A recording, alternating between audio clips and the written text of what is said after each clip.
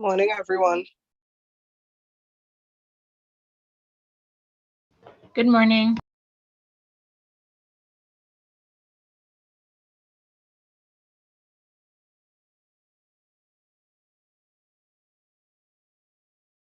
Hi, good morning. Good morning.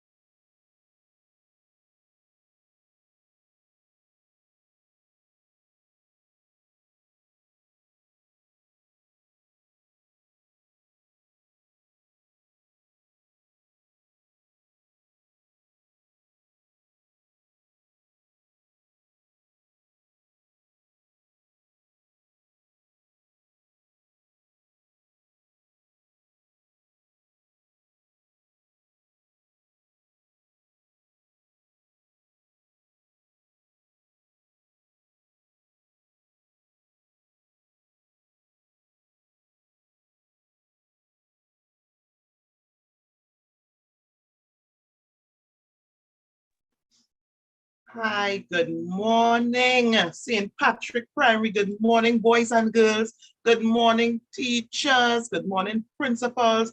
Good morning, parents. I want to say a special good morning to you all and welcome back. Welcome back. We have come to the end of our journey, or this is our last day of our virtual career fair choosing paths. Where do I fit in?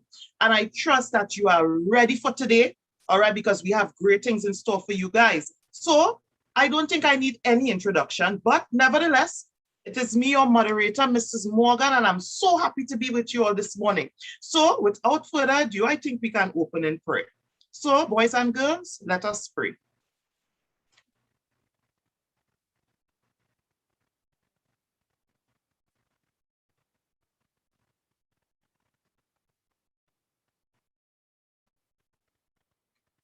Let us pray.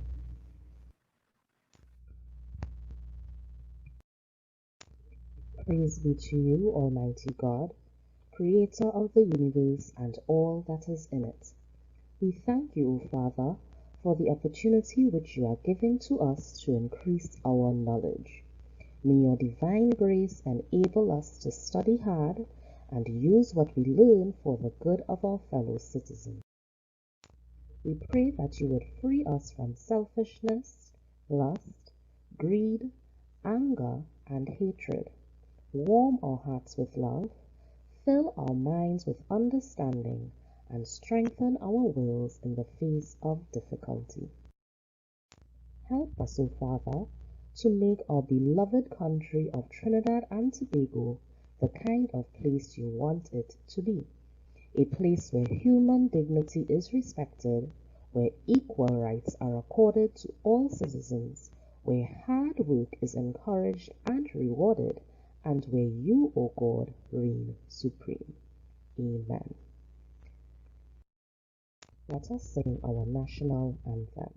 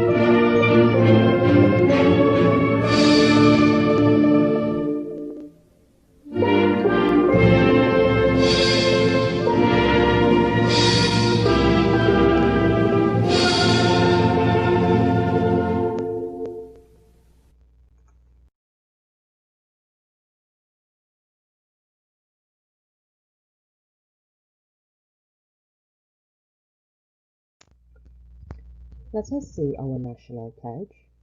I solemnly pledge to dedicate my life to the service of my God and my country. I will honor my parents, my teachers, my leaders, and my elders, and those in authority. I will be clean and honest in all my thoughts, my words, and my deeds. I will strive in everything I do to work together with my fellow men of every creed and race for the greater happiness of all and the honor and glory of my country.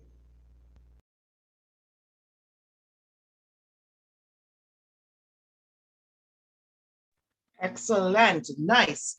So again, I say welcome and good morning, boys and girls, and we want to get started right away.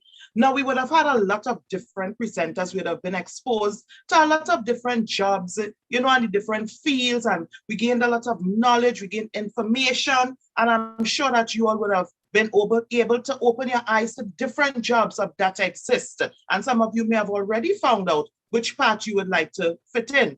Now, there is a particular field that we don't really hear much about, or we don't really consider it, or maybe pay attention to it as it being a job, and that is in the religious sector. So this morning, we want to do things a little different. So our first presenter is none other than Pastor Kevin Johnson. So he is going to come and he is going to talk to us and give us information in this area of pastoralship. So we hand over to you, Pastor Johnson. Hi, good morning, good morning, good morning. Thank you very much, Ms. Morgan. I hope everyone is seeing me and hearing me. I believe so. Thank you so much for having me here, Ms. Morgan, and to the staff and to the Ministry of Education for having this program. Thank you to all the students for the St. Patrick region, am I correct? Or from Standard 4 and Standard 5, am I correct? Yes, St. Patrick District, yes. St. Patrick District, right. Standard 4 and Standard 5.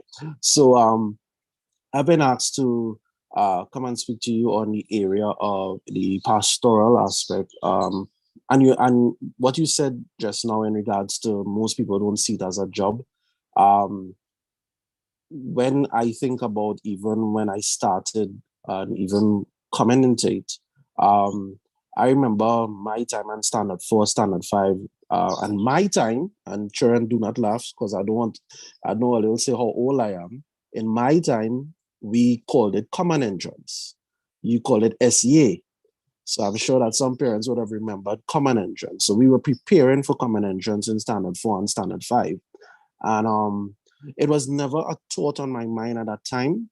But I believe during my life and the things that I would have experienced as a child, growing up in a home, which was not, you know, always running the way we would like our homes to run. But being the eldest in your home, you were always the one that would take care of your siblings.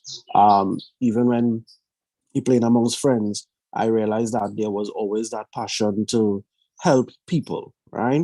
And when one is thinking about the whole idea of becoming a pastor, it is having the mindset of loving people and taking care of them, is to ensure that they are doing well and to give them hope in circumstances that they sometimes may feel as though they cannot come back from, or they feel as though everything has fallen apart and they there's no light at the end of the tunnel.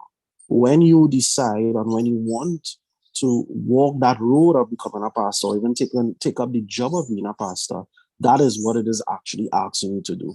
You want to give people that assurance that no matter what happens in life, they have an opportunity to live life and live it abundantly. So for me, in Standard 4, Standard 5, I was more focused on trying to uh, ensure that my marks were up the mark. Thinking about the school that I wanted to go. So I know that is a period that right now you're in and your parents behind you to ensure that you do your work and study. And that is critical. That is critical and important even now. And what is most important, and for those parents who are on also, is that you know where you want to go, you know what you want to do, and that is how you know where you fit in. So as time went and becoming a teenager, um, it began to become a little more clear in terms of how my friends would have come and speak to me, seeking advice and that sort of thing. So when I started pastoring, I would say I started at the very young age of 21, right? I would have started at 21. And at 21, I would have been working with young people. And that is where I basically started pastoring, working with young people, uh, dealing with young people from different issues, dealing with things as far as young people who have been abused, who would have think about committing suicide. Those are the things I started to deal with. And as I began to deal with those things, I realized that this was the place that I needed to be. Now, there was another passion I had, and I didn't even know how the two would have worked together. And I will share about that as I go on. But in terms of being a pastor and coming into it at the age of 21 and being that young, and now you are at a place where you're speaking to young people, you also know how to engage older people, older persons. Sometimes parents would have had an issue with their child and they would have wanted someone to help them understand what their child is saying. So uh, that is basically what the role would have required of me, right? It would have required of me to be that mediator between young and sometimes the old. So the whole idea of pastor is really about caring for people, caring for their soul, caring for their life, showing them love where sometimes they may not be receiving love elsewhere. So it was that that is what the role really encompasses and what it is about, right? During the time, I faced plenty challenges, and one of the biggest challenges is um, when you're young and you have a passion for something, learning how to live that passion amongst other persons. That's the whole idea of fitting in. Sometimes you feel awkward, sometimes you feel like the nerd, Sometimes you feel like it doesn't make any sense because sometimes you have a great idea. You believe what you are saying and what you are sharing with persons, and sometimes people either they don't listen or they don't believe in what you say. So sometimes that challenge in itself is what uh, it is what sometimes makes you, and sometimes have you feeling as though, is this making sense? Sometimes you have challenges of your own self-confidence. Are you able to do it? And I faced plenty of that. And that was one area that I really I had a challenge with, the whole self-confidence, the whole self-esteem in dealing with people and dealing with persons and dealing with the issues that they had. So even when, I remember one situation I had, I can't call names. I remember one situation I had to deal with where a parent came to me about their child liming with gangs. And in my time, like the whole gang thing, which was becoming something new, the child was beginning to line with them and being around them, even in standard 5. So the thing is, even when you have to face those things, how do you address those things? This is what it calls you to do. It calls you to really go out there and help people and hear what they are dealing with. And even in that, sometimes you become ridiculed. Sometimes people tell you bad things and they say some real hurtful things to you. And even while you're doing that, you still have to show that posture and that maturity that you love them despite what they do. Right? So even in all of that, I love what I do. I love what I do. Even right now, there are some persons who I've worked with when they were young. They are now teachers now. They're in other establishments. Some have come to even become involved in parliament and different spheres of life. So as a pastor, you have the ability to transform the life of somebody else and they become great and successful down the road, right? So what advice I would give to anybody who wants to go into that field is, I would say this most importantly: you always have to be humble. You always have to be humble. One of the key things in fulfilling this job is to be humble. If you are not humble, the things that you're going to face, the things that you're going to challenge you, will take a toll on you. And part of being humble is learning also how to accept when you are wrong. When you have done something wrong, owning up to that responsibility. So what I would say to you is that if you're going to it, remain humble and be able to take correction. And as before I said, there's another passion I had that I also do. So besides being a pastor, it's 2 jobs I do. So I'm also, besides being a pastor, I'm also a police officer. And balancing those two is always a bigger challenge because it one aspect you have to know how to be a lion, and the other aspect you have to know how to be a lamb.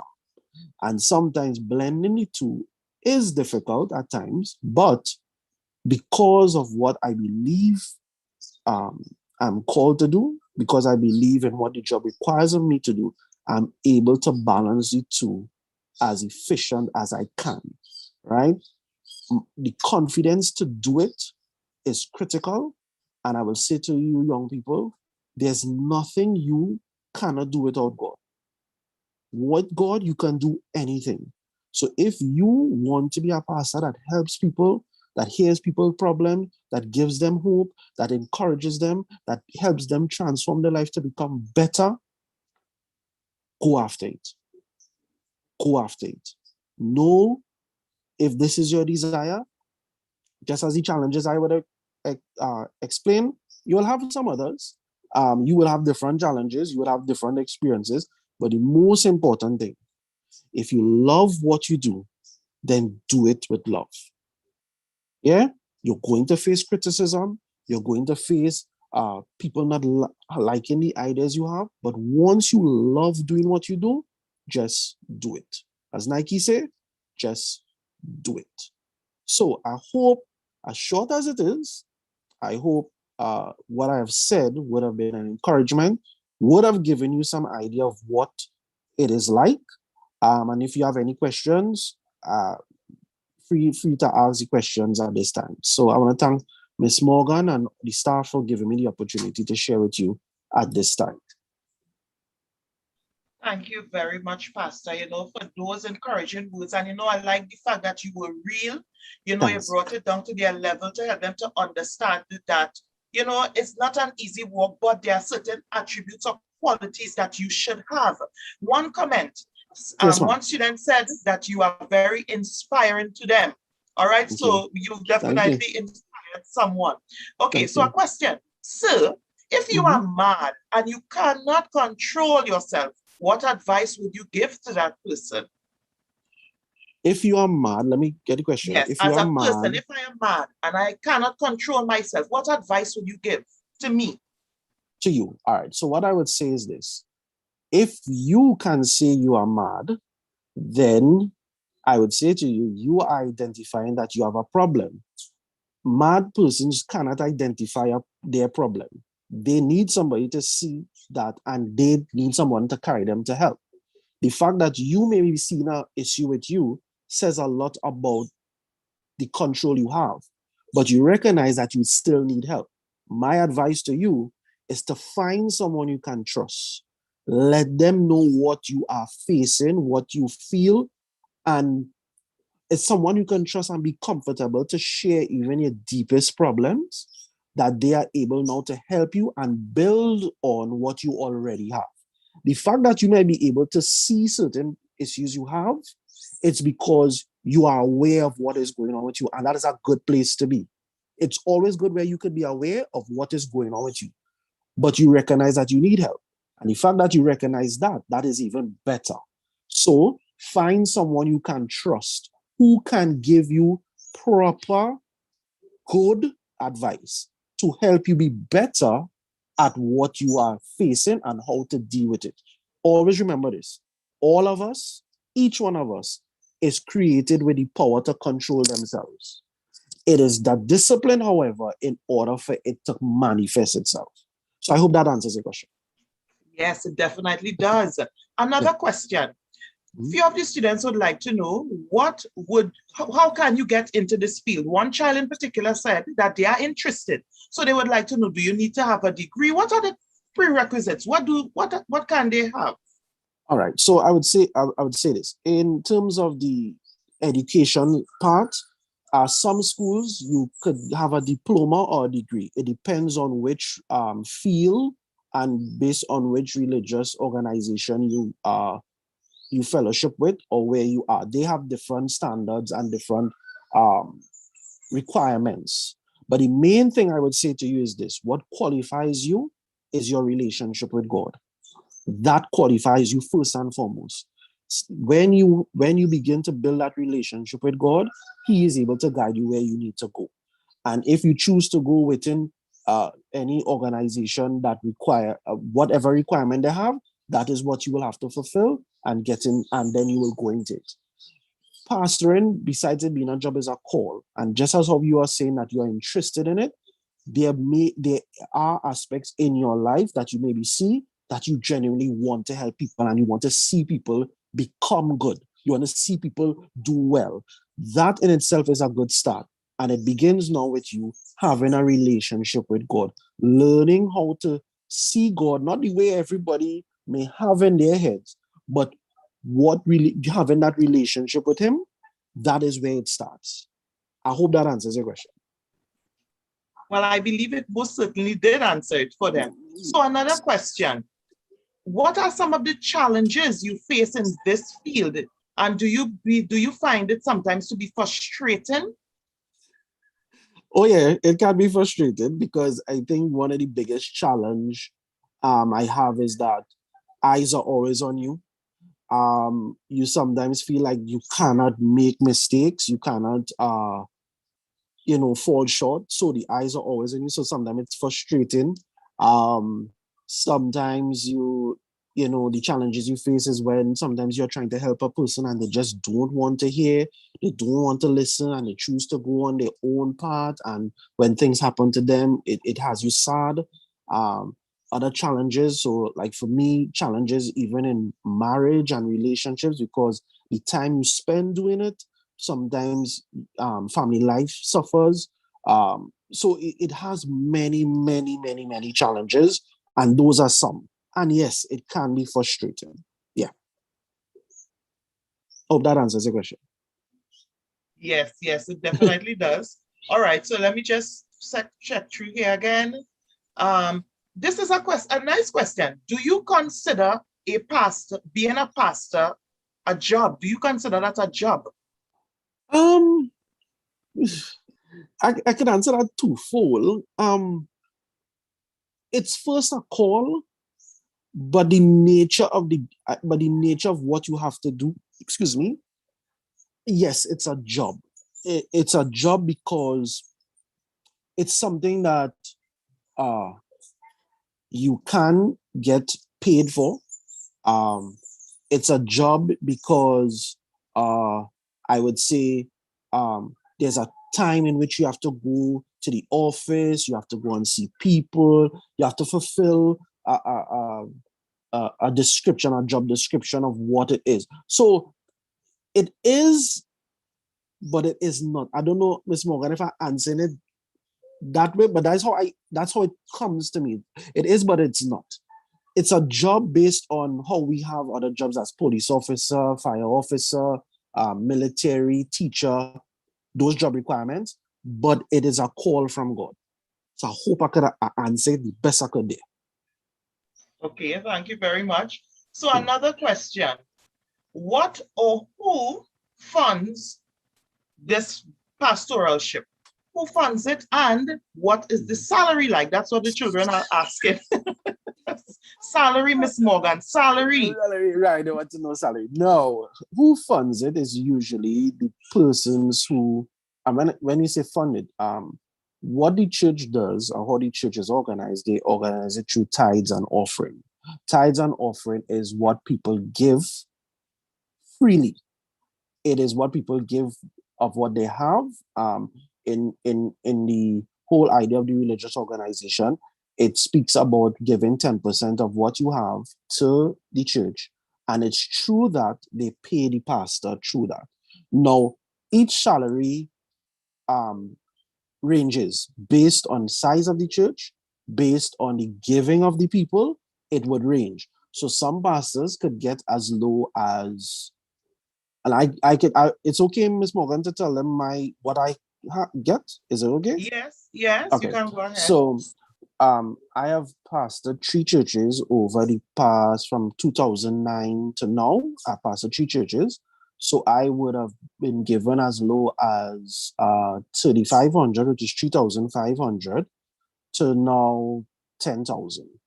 So it ranges in between based on the giving of the people, and yes, it's mainly based on the giving of the people, and if the church in itself may have other investments into other things. So being a pastor, you basically work towards building your own salary. So based on how you build your people, based on the things that you involve the church in, and in whether it be in societal stuff or in community stuff, as more persons come in, that is how it works in that field. So it really is it's really in your hands what salary you can have, really. If you put it that way, yeah. Okay, no problem. Another question. One student would like some advice. What advice would you give for someone who is a middle child and is getting bullied by everyone in the family? Right. Middle child getting bullied by everyone in the family. So I would say this. Again, you need to find someone you trust, even if it's outside of your family. Now, this is very ticklish because families can be sensitive. But the fact that you have an issue of bullying, you may need someone who, maybe an adult, who you trust, that is able to communicate that to your family without it blowing out of proportion. Because what you are facing can be affecting you and is affecting you, and you need help. So I think if you can find a teacher or an uncle, someone you can trust, who you can relate it to, and is able to speak to the family in ways that they can understand how it's affecting you. If you go to church and you have a good relationship, or you can talk to a pastor or a Sunday school teacher, once it's an adult who is able to communicate it on your behalf, that is what I would advise you to do, right? And one other thing is that, especially when I know you highlight the middle child, you sometimes feel as though you have to fit in even more, because attention tends to go to the bigger ones, or attention tends to go to the smaller one. Sometimes that in itself, in terms of how we interpret things, can also be a detriment to us. So being the middle child, sometimes you will have to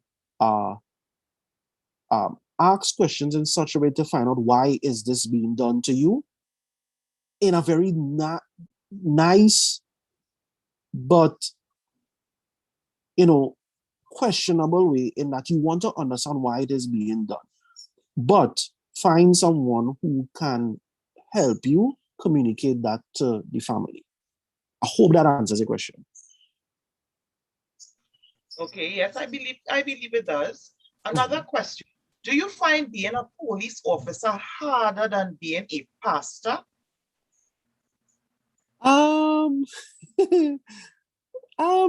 No, I think being a pastor is a little more harder, because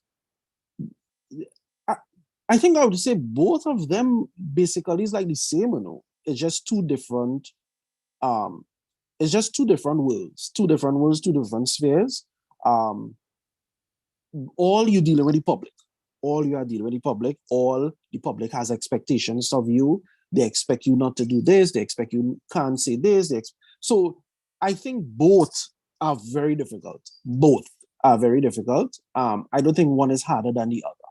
But over the years, so I've been a pastor since 2009, and I've been a police officer since 2006. So relatively, it's close years I've been in the field. So I've been learning how to balance it. There are still areas that I'm still learning. There are still areas that I don't get right. But I continue to strive to be better at doing the two. Okay, thank you very much, Pastor, and especially for your honesty as well. No problem. So no problem. The children would also like to know, where is your church located? All right. So at present, I'm at Point Fortin Church of the Nazarene. That's on 4th Church Street in Point Fortin. That's where I am. And I serve within the Church of the Nazarene organization. Okay, thank you very much. Okay. Question. Did anyone ever curse you, and what did you do? I get that a lot sometimes. When I say a lot, I haven't faced it, mostly as a police officer. I think I must get it once as a pastor, but that was an individual who was pretty angry. My way of dealing with it is understanding that many times when a person curses at you, there's a deeper problem. So I've learned over the years to not just take it personal, but when they finish, help them to come to what really is the problem. Why are they doing what they're doing? Because most of the times when a person reacts, it is reacting out of something that is affecting them or bothering them. And what I've learned over the years is how to deal with that problem. A person cursing is the manifestation of a bigger problem. Sometimes when a person, so like for instance, being bullied, when you can't take no more and you lash out, most people see when you lash out, but most people never see when you are being bullied. So what I've learned over the years is how to deal with what is the deeper problem. So yeah, I've been cursed out a lot. Yeah, I've been, especially as a police officer, I have been. But I have learned how to deal with it. Okay, nice, thank you. So I'm just going to ask 3 final questions, all right? No problem. Right, so the other question, did anyone try to bring you down? as a pastor? Yes. I'm even facing one even presently. But I am thankful that when I've learned that even when you may be right in a situation, it's just learning how to be humble. Sometimes people try to bring you down because how sometimes you live, it bothers them because they may want to be like you, but may not want to live what you have to live to be you. Let me explain. Um, Sometimes the reason why people bring you down is because sometimes they are not happy with themselves. So they try to bring you down in order to feel good. Right? So I've had that throughout my life. I've had that from very small coming up. And I'm learning continually that I cannot allow what they view me to be to stop being who I am. Even presently, as I face challenges, I have to continually remind myself that I am different, I'm unique, I'm not like everyone else, and therefore I must be happy with myself. So even when someone is trying to bring me down, I don't take it personal. I recognize that the fact that they have to go that far is because they are not happy with themselves. Yeah. Wow. Thank you very much. And No I'm problem. truly inspired. And and a lot is to be learned, a lot Yeah. is to be learned. It's a lot of great advice that would cause the children to even do some self-examination in themselves, Yeah. and to help them sometimes deal with conflict or situations that arise in our daily day-to-day activities or day-to-day Yeah. life. So they Yeah. want to know, do you work with a team? Yes, I do. I have a board and I have a leadership team. And there's 3 persons. Now, I'm glad you asked that, Ms. Morgan, and I would say this to those who want to get into that pastoral aspect. There are 3 guys who, when I started at Point 14, there are 3 guys that I called and asked to be my accountability. I gave access to my life to ask any questions. If I'm going through anything, I'm able to go to them and speak to them about it, no matter how bad it is. And they are there to correct me, to guide me, to encourage me. So there are 3 teams I work with: a board, a leadership team, and those 3 guys. And those 3 guys are way important to my life in terms of keeping me on that path that I want to be at. So they are my accountability. So if you're going into that, allow yourself to be accountable to people. When you're accountable to people, it helps what you do be better. Even when you mess up, even when you slip up, because you're accountable to them, they can help restore you to where it is you have to go. So yeah, 3 teams I work with. Nice. And Pastor, I would even add students, that's why it's good to choose your friends wisely so that your friends or your peers can encourage you. So definitely, it's a learning experience. One child said, "You are such an inspiration." Another child said, "Pastor, I wanted to be a pastor ever since I was 6 years old because my grandfather is also a pastor." So another question. What do pastors do besides praying? So besides praying, what do pastors do? Okay, so this one you're talking to, I have a PS5, so I play well, right now I don't have it up, but I have a PS5. I play my little basketball.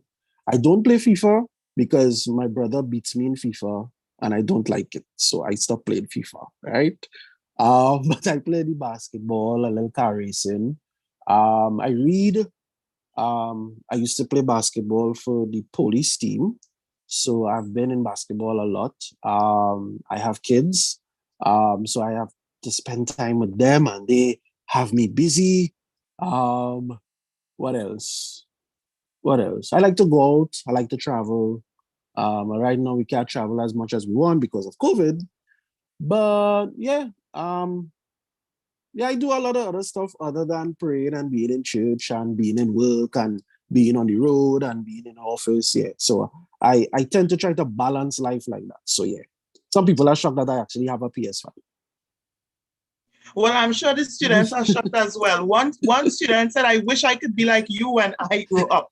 But Pastor, they're asking for something from you. They are making a special request. They would like for you to sing a church song. So before you go, can you sing a song for them? What are they trying to do me this already? Yes. What's a church song? All right, so I'll go to easy one, right? So and my voice, wow, me. Let me see if I get it in tune. Right, good. Let's go. Jesus' love is a bubbling over. Jesus' love is a bubbling over. Jesus' love is a bubbling over. Hallelujah. I hope that was good enough for the moment. Go the whole song. I believe it was, Pastor. We thank you very much. We appreciate it. We appreciate your effort. No problem. Thank you very much, Pastor Johnson. It was really nice hearing from you, and giving encouragement and words of advice to the kids. Thank you. Thank you. Ms. Morgan, can I say one thing before I go? Sure. Yes. I want to thank you all and the young people, Standard 4, Standard 5, for encouraging me this morning. You have made my day today, and it's something that I can take on throughout the rest of my life. Thank you so much. And do have a successful exam. Thank you, Pastor. And the students are saying your voice is great. So be encouraged. Thank you. Right? Okay. Thank you, Pastor Johnson. So students, there you have it. All right. So we started off the morning on a positive note. All right. Getting a greater insight into that area or that aspect in the job field. All right. So this morning we want to continue. So we have heard from a pastor, we have heard from that side, and we want to dive into another side. Now, Pastor said he was also a police, right, officer, and we know that is a part of the protective service. So we want to look at another protective service this morning, which is none other than the fire service. So how many of you here want to become fire officers, firefighters? You want to help, you want to be in that profession. If that is you, then we have presenters who are coming on behalf of the Fire Service Department of Trinidad and Tobago to bring information to you. So without further ado, students, I would like to welcome none other than Mr. Ramki Soon and Mr. Lightboard. Good morning, everybody. I was in the room there listening to the pastor, the policeman.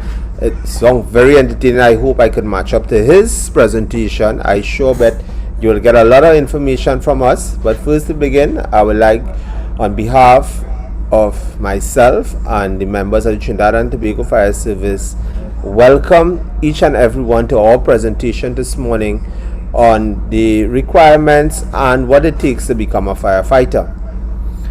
Right. Before I continue, the fire service is a wonderful place, a very wonderful place for you to work.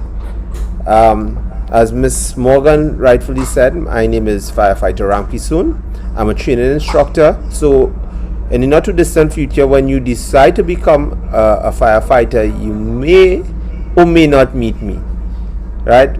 Once we meet up, you're going to have lots of fun. I promise that for sure. All right, so Ms. Morgan, the video with the requirements to join the service, can you show that now, please? Sure.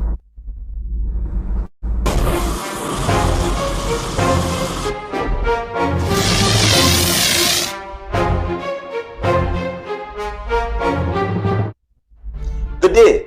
Welcome to the Trinidad and Tobago Fire Service. I am number 3475, Instructor Ramki Soon of the Fire Service School. And today, I'm going to furnish you with some information about the Trinidad and Tobago Fire Service and how to begin a career here. The Trinidad and Tobago Fire Service was established on January 1st, 1951. Did you know, prior to the 1st of January 1951, the responsibility of firefighting was carried out by the Trinidad and Tobago Police Service? History have it, two of our country's biggest fires was the Red House Fire in 1903 and the Treasury Fire in 1932. Firefighting is done by both males and females, hence the term firefighter. Trinidad and Tobago Fire Service had its first intake of women in the service on the 1st of December 1992, and to date, they have an integral part of the service. So, you are thinking of beginning a career in the fire service? Here's some information that could assist you in making this very important decision. The work carried out by fire service personnel may be categorized as follows: to preserve life, to prevent the destruction of property by fire or other disasters, and to render humanitarian services. The requirement to join the Trinidad and Tobago Fire Service is very simple. You need to possess a minimum of 3 ordinary level subjects, including English and any other 2 subjects. CSEC General Proficiency Grade 1, 2 or 3. CSEC Basic Proficiency Grade 1 or GCE Grades A, B or C. You must be at least 166.25 centimeters tall in the case of males, or 160 centimeters in the case of females. Candidates shall not be less than 18 years at the time of screening and not more than 35 years of age at the time of being appointed as a firefighter. Candidates must be a citizen of Trinidad and Tobago, of good character, which will be verified at a later date by fingerprinting. Candidates must be in possession of the following: a national identification card, driver's permit or passport issued by the government of the Republic of Trinidad and Tobago, a computerized birth certificate which must be supported by an affidavit where applicable. Selection for training to the rank of firefighter takes place on the successful completion of the following: preliminary screening. This is where you are to present yourself at the appointed venue properly dressed, business wear, once you fulfill the entry requirement. The dates and venues for screening will be published in the daily newspapers, the fire service website, and our Facebook page. If successful at the screening, candidates will be required to write an entrance examination set by the Public Service Commission in the following areas: mathematics, English, and current affairs. Successful candidates will then be required to take an aptitude test set by the Fire Service School to test your physical ability to ensure you can undergo the rigors of the training process. Those passing this test will be required to attend an interview by a selection committee from the Trinidad and Tobago Fire Service. Successful candidates shall then have to undergo a medical examination conducted by a medical institution selected by the fire service. When each stage is passed, persons will move to another according to their scores. At the end of the final stage, a merit list will be done where persons will be placed accordingly to their aggregate score. Candidates will then be selected from this merit list to undergo induction training. A candidate who satisfies the requirements above may be eligible for appointment as a trainee firefighter and will be required to undergo a course of training at the Trinidad and Tobago Fire Service School. This is dependent on the number of vacancies available. The training lasts for approximately 4 months. Recruits are trained in the following competencies: fire engineering science, hydraulics and pump operations, physics and chemistry of combustion, ladder drills, fire prevention, foot drills, fire drills, electricity, and first aid, to name a few. Once you become a firefighter, you can then specialize in different sections in the job, which includes LSAR, Land Search and Rescue Unit, who conduct specialized rescues especially over the cliffs of Maracas. Ambulance section, where we have qualified emergency technicians. Hazmat technicians, who deal with chemical spills. IT department, who ensures our websites and other social sites are up to date. Fire prevention section, who educates the public about fire safety, inspect buildings, and carry out investigations. Fire control, where you can work as a dispatcher ensuring a prompt response to an emergency. Operational, who respond to all emergencies 24/7, 365 days a year.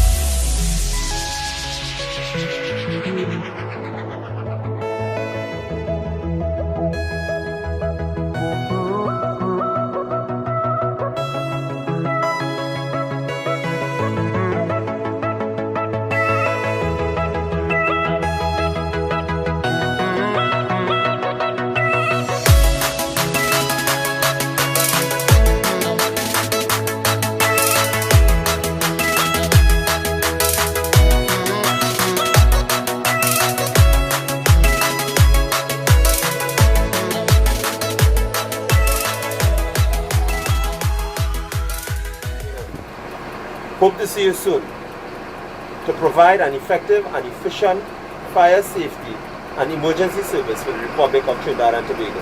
Let's go.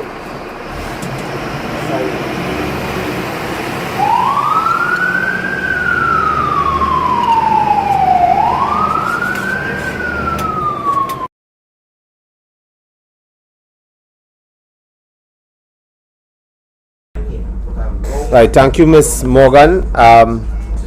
Now I'll be taking any question pertaining to the entry requirement to join the Trinidad and Tobago Fire Service. Questions? Question they would have asked, how did you become a fireman? What inspired you?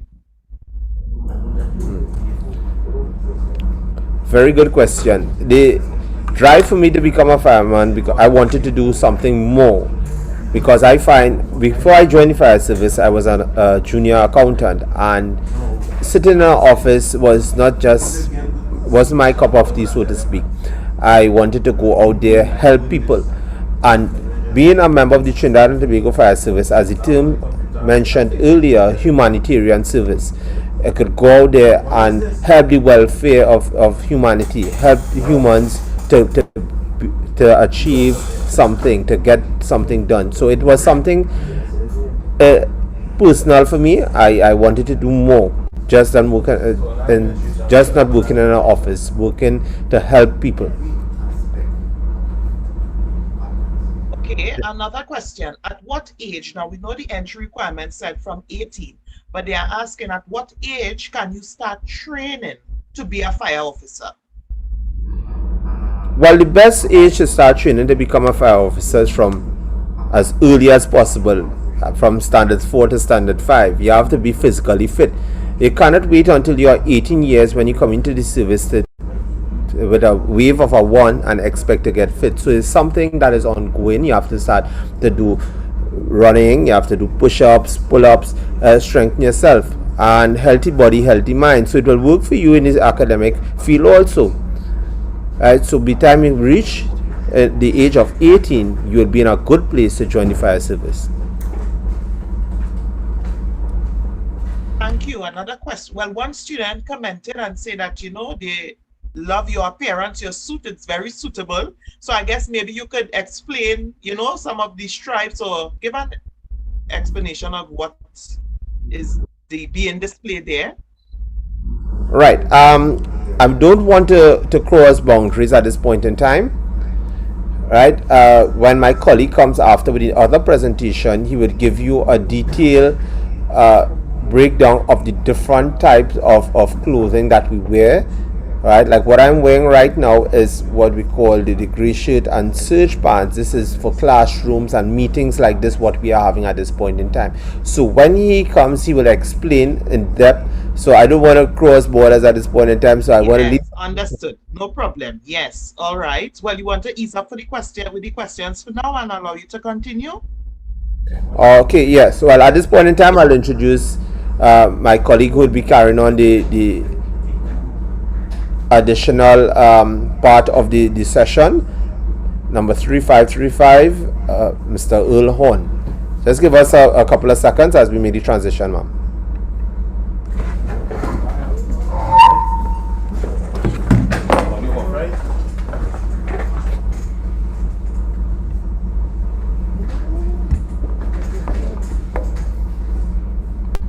Pleasant morning, everybody. I am number 3535 Firefighter Horn. I am here this morning to take you all through the tools and equipment used in the Trinidad and Tobago Fire Service School.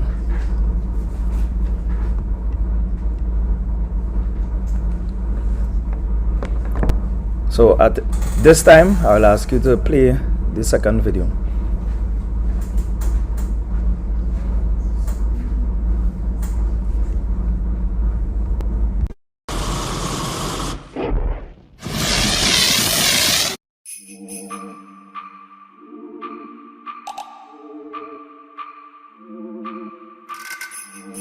Welcome to the Savanetta Fire Station, home of the Fire Service School, which is located on the Southern Main Road, California. Join us as we go through a virtual career day. With us today, we have number 3127, Firefighter Smith. Number 4461, Firefighter Peters. Number 3313, Firefighter Burton. Number 3475, Firefighter Ramkissoon. Number 4068, Firefighter Kublal is behind the cameras, and I am number 3535, Firefighter Horn. Today, we have firefighters dressed in different uniforms. To give you an idea of some of the uniforms worn in the Trinidad and Tobago Fire Service.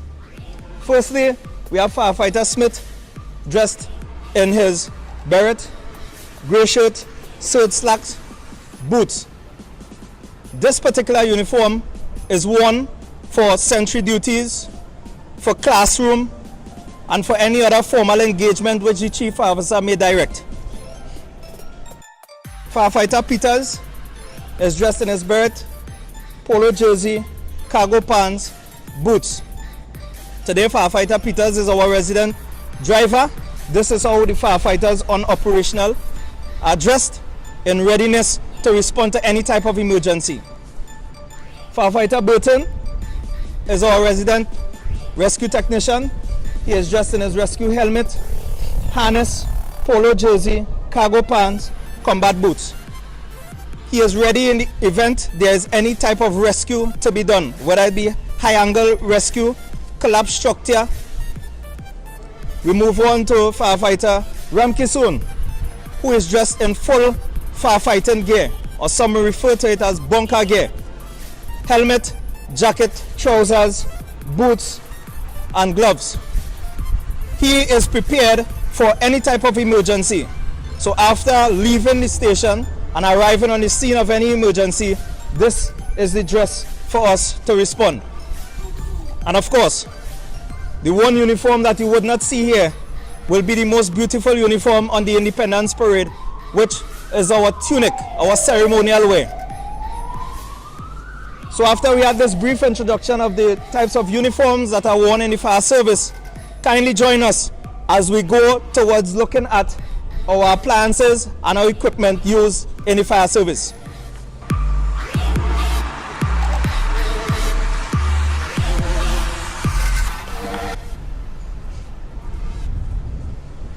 So Firefighter Peters our driver will give you a nice look at the inside of the appliance from the driver's perspective. Welcome. We have the steering controls, the regular, and then we have the emergency switches for the emergency lights. We have siren. We have our gauges that will tell you the water levels of the firefighting tank as well as other firefighting material. And everything is displayed to you in this cockpit. Thank you. Firefighter Ramkisoon. Right, this is our breathing apparatus, our SCBA, self-contained breathing apparatus. We use this when we go into toxic areas. Toxic meaning that is not conducive to normal breathing. We need additional air or ambient air, and this tank contains it. On a daily basis, we make sure we check our tanks for no damage on the tanks, make sure the tank is full. Right? Basically, to put on this, it's approximately 30 pounds. Put it on our back. This is a two-piece item. We have the harness, we have the face piece. Face piece goes over our face, and we do a simple connection where you see later on when we conduct our exercise.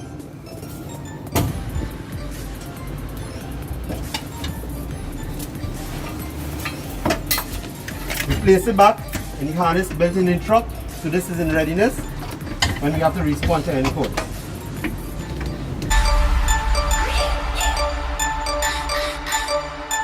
Thank you, Firefighter Ramkisoon and Firefighter Peters. Now we'll continue exploring the HAZChem vehicle. This vehicle is used to respond to any type of emergencies. Some of the equipment that are housed on this particular vehicle, we have chainsaw in the event that we need to cut any type of fallen tree.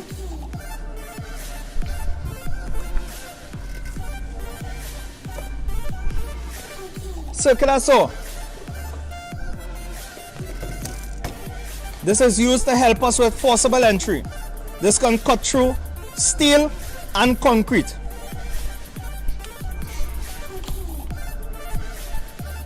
Also, one of the tools that you will always see firefighters in the movies carrying is our axe. This also helps us with forcible entry. Also, the handle of the axe can help us to search for persons who are missing inside of smoke-filled rooms. So we can use the handle as an extension of our arms to help search for persons who are trapped.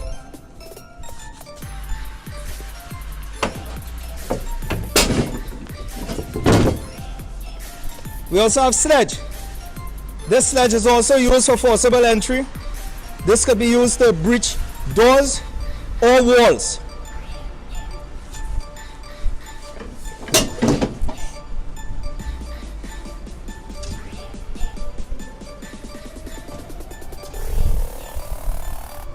As we look to the back, we're going to find hose and divide and breaching. The hose will use to carry water from the pump through the branch pipe to the fire. The divide and breaching helps us if we need two different attacks. There's fire in two different places. We can use this device to bring water from one source and split it into two.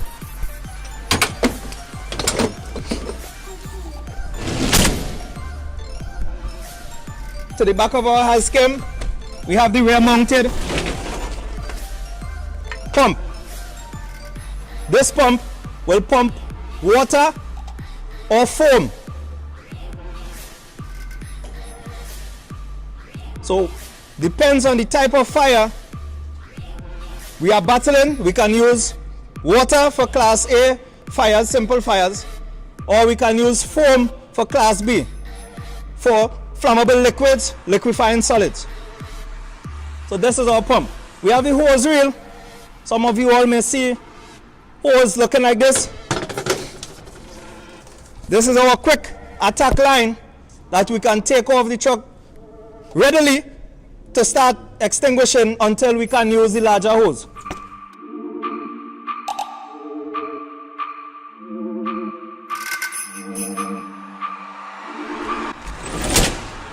Now we're going to go on top of the appliance to see what we have up there.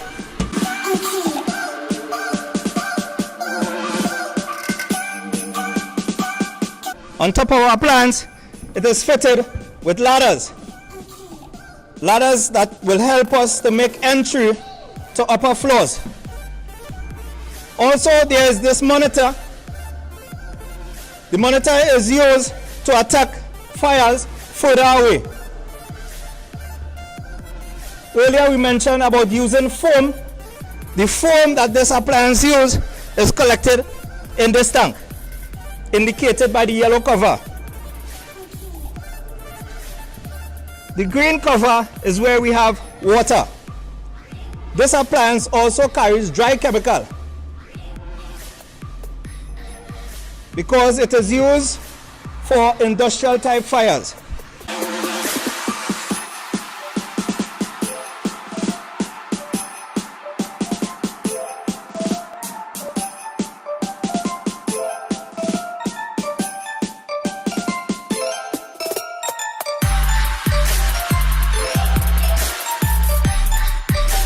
Here we have Selectomatic branch used to project water from the pump through the hose onto the fire.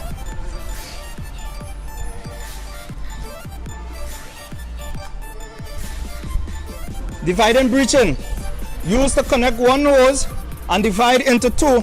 So if there are two different places that we need to fight fire, we can implement the divide and breaching. We spoke about foam earlier. Foam is not only carried in the truck, it is also carried in foam kegs.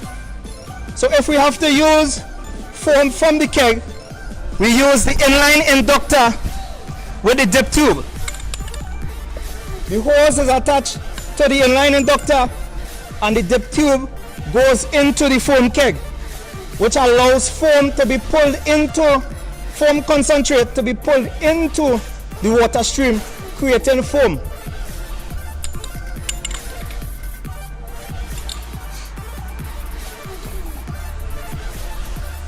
We have the hydrant key.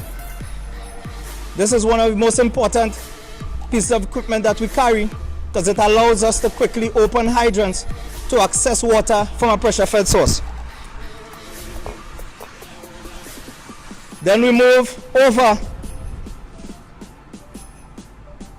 to the hydraulic extrication equipment. The pump, cutter, ram, spreader. You all may be familiar with the term jaws of life.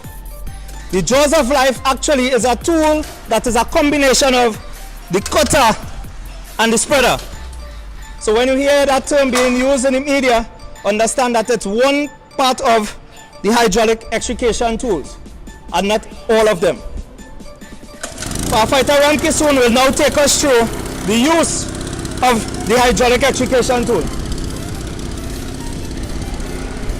So what he did, he started the pump, connected the lines, and now he's connecting the tool. He is going to walk out, simulating what is done on an accident.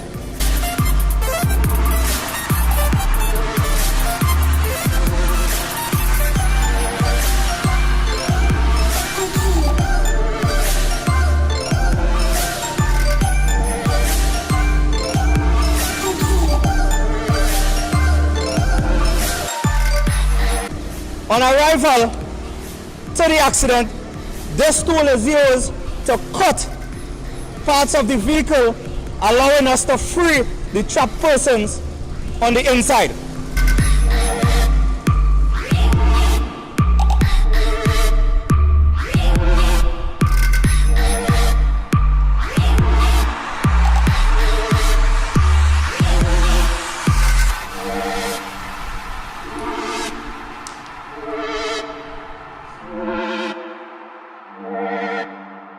Now we will move on to the hazmat vehicle. This vehicle is used in the event that there is hazardous material release.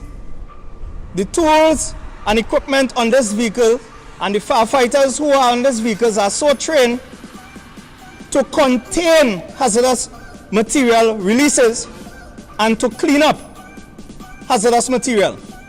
The fire service is the only agency in national security with the persons and the tools with proper training to deal with hazardous material release and spills. The fire service also has EMTs.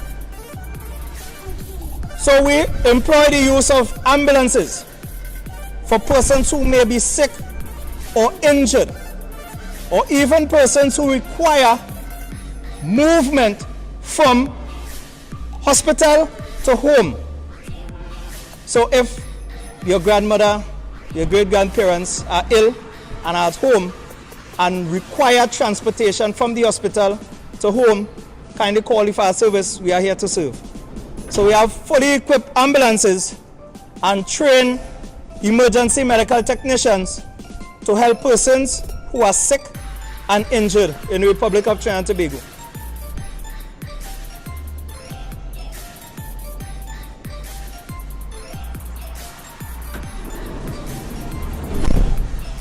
That was a look at some of the appliances and equipment at the Savanetta Fire Station.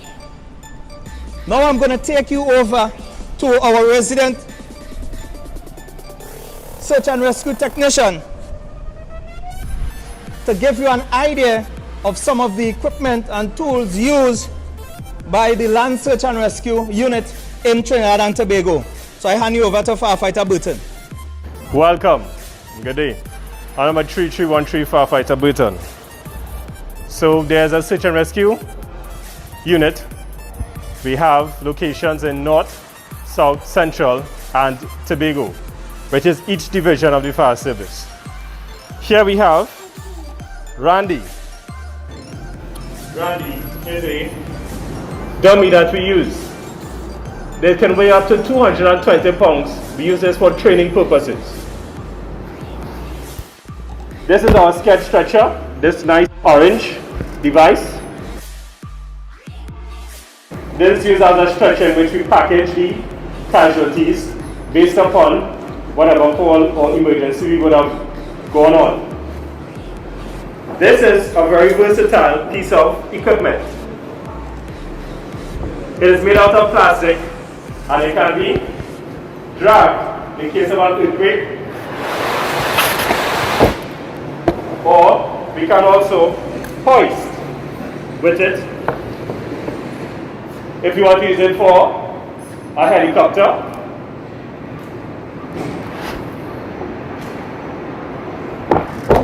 We can also, if there is need for confined space rescue, use it for such set purpose by hauling it this way. There we have the various uses of the sketch stretcher. Follow me as I carry you through some of our PPEs.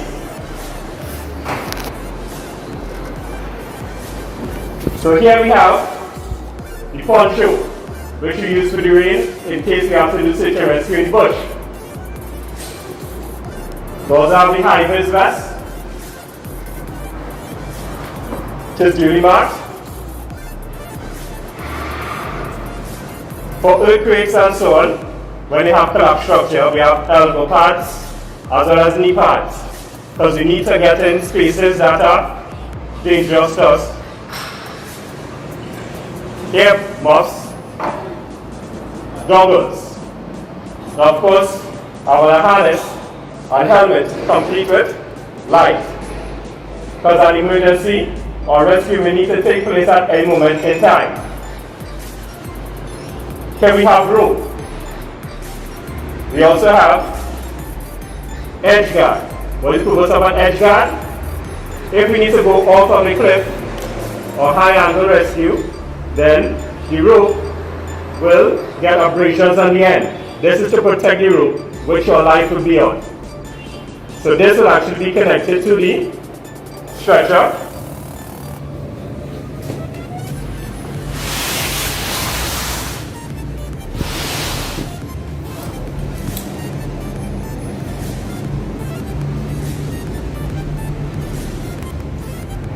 With which we will hold.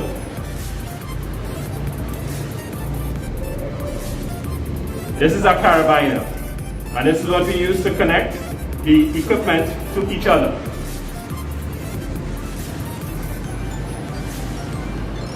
Another type of guard for the rope is called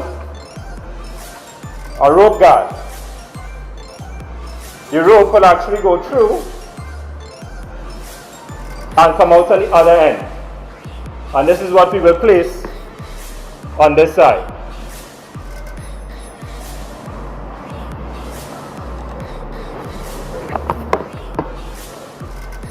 From here, if we come up to the line, you'll see what we use to hold. This is called an MPD, or multiple purpose device. This has a pulley attached on the inside with which we can hold. So if you follow the line, you'll see this line moving, and we can actually lift the casualty or rescuers. We can also use the lower. This is called a Prusik. This functional device acts as a brake, or we can use it to lock the rope for the whole tension of the line, so that this part can be free. So you see it made that tension there, and once we tighten it, we realize it wouldn't drop. But this part is nice and slack. So there is no tension here. This will actually take up the weight of the line itself. Moving on, we have pulleys. In this pulley, you can see it's a swivel pulley because it actually turns. The rope will go through here. And we all know that pulleys help us with mechanical advantage.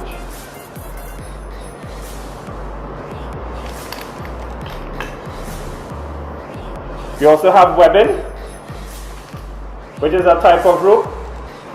We use this for many various applications. We also use this in order to secure the line to an anchor.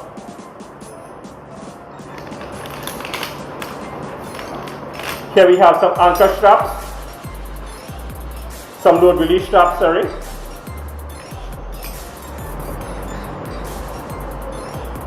And we have another type of edge guard. There's a plastic edge guard. And all of these we need to be able to carry. In order to do such, everything is bagged. So just like your school bags, everything must be portable. So this will go in that bag. And this is the bag that we use for the scale. So this will actually roll up and fit into this bag.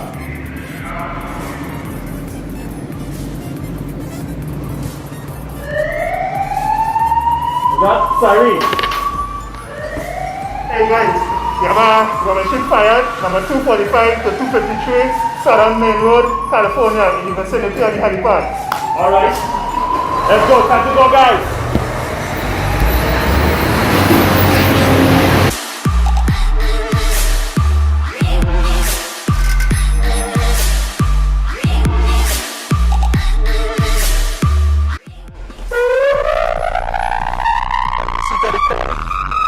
Firefighters will enter the truck.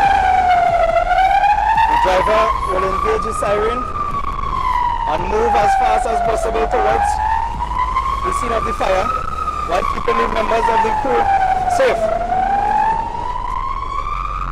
Firefighters have 30 seconds in the day to respond to fire calls. 1 minute at night. On arrival at the scene, a quick assessment will be done. After that assessment is done, instructions will be given. The fire service responds with ambulances in the event there is some sort of injury to persons or the crew members. After assessing the scene, the instruction was given to roll out one line, one length of 38mm hose. Firefighter Ramki soon roll out the hose. Firefighter Peters helps attach the hose to the rear mounted pump. Firefighter Ramki soon approaches the fire, but not too close, until water has been engaged by the pump operator, who is also the driver. Using the selectomatic branch, Firefighter Ramki soon moves in close to the fire to ensure that he eliminates the fire by cooling. When you look at the fire triangle, heat, fuel, and oxygen, once one of those elements are removed, the fire will be extinguished. So using water on this type of fire, what Firefighter Ramki soon is doing is removing the heat element or reducing the temperature of the fire to extinguish the fire. This will be done to ensure that the fire has been extinguished and there is no possible means of reignition.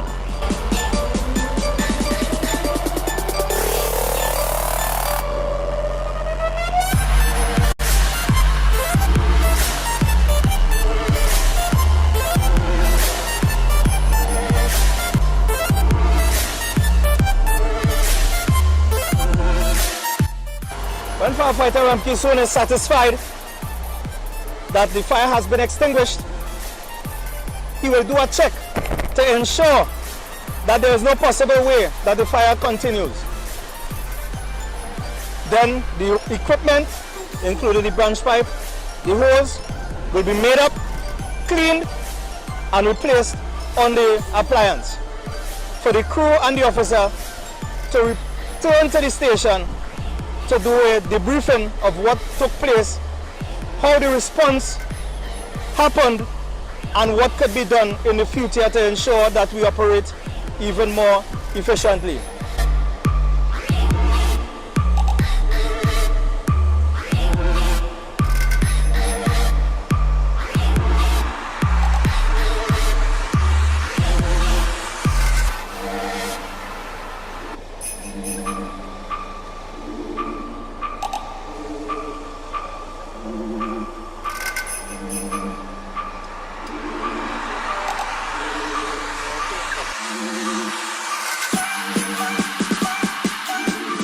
This marks the end of our school tour. On behalf of the Chief Fire Officer and the Executive of the Fire Service, the officers in charge of the Fire Service School, and all instructors and firefighters and officers at the Savanetta Fire Station, we would like to thank you all for inviting us to your virtual career day. And we ask you to please invite us back anytime you need to find out any information about the Trinidad and Tobago Fire Service. We hope with this message we have inspired and motivated some of you all to come join us as a part of the fire service in the service of the people of the Republic of Trinidad and Tobago. We thank you, and at this time we will take any questions that you all may have.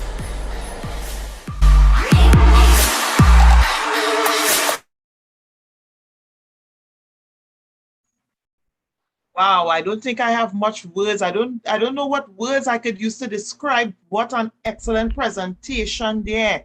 And you know, even the children were fascinated. They commended the efforts, the teachers as well. They were really impressed and inspired. Some of the students are even sharing their desire to be in this field.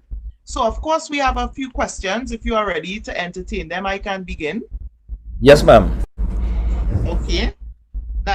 So question, the clothes, the fire clothes, the uniform, is it fireproof? The turnout suit or bunker gear that we wear to respond to fire calls are not fireproof, as is all material, but it is fire resistant. So it allows for protection of firefighters during the times we will have to enter into burning buildings or be exposed to any type of risk. Okay. Concerning the working hours, can you give information in terms of the working hours? Because the students are saying it's definitely hard work. Of course it is, and we appreciate that they understand how difficult it is to be a firefighter even at that young age. In the fire service, there's operational and there are 8 to 4 staff. So clearly the 8 to 4 persons will work between the hours of 8 and 4, and the operational persons will work a shift system. During the day, they will work from 9 o'clock in the morning until 6 o'clock in the evening, and then they'll come the following day to work from 6 o'clock in the evening to 9 o'clock the following morning. All right. Another question. How regular do you actually get fire emergencies? That is a wonderful question, because there's a misconception within the Republic of Trinidad and Tobago that the fire service does absolutely nothing when there are no fires. However, one of the primary functions of the fire service is to respond to fires, and throughout Trinidad and Tobago there are fires on a daily basis. So some may make the news, others may not make the news, but the fire service stands ready every day to respond to those type of emergencies. Thank you very much. What is the hardest situation you have ever been in while fighting fire? Oh, that is a wonderful question. The psychological impact that response has on a firefighter should be the hardest thing. Firefighters train their bodies in order to be physically fit enough to deal with it. But we have to also take into consideration the mental aspect of it. So for example, going on a fire call some years ago where we were exposed to persons jumping from inside the building 4 stories high onto concrete below, that takes a psychological toll. So the most difficult thing for firefighters will be the mental aspect in terms of the psychological impact. Okay, thank you very much. Another question. Have any of your firemen died while putting out a fire or gotten serious injuries? Long before my time, there was a major explosion down at Chagaramas in Camp Omega. That is probably the worst incident that the fire service has in its history, where there was an explosion that killed several firefighters and 2 members of the defense force. So it is possible. A lot of persons believe that firefighters dying during emergency calls only happen on TV or happen with American firefighters. However, that same level of risk is posed to our firefighters here. So what we do, we try to develop systems. We continue to train to minimize that from happening, but that is a real risk every single time firefighters leave the station to respond to a fire call. And so then this question would be quite suitable. Do you ever feel a little scared when you went to rescue persons in a burning house? That is a wonderful question, because if you meet a firefighter who believes or says that he or she doesn't feel scared during that time, that person may actually have something wrong with him.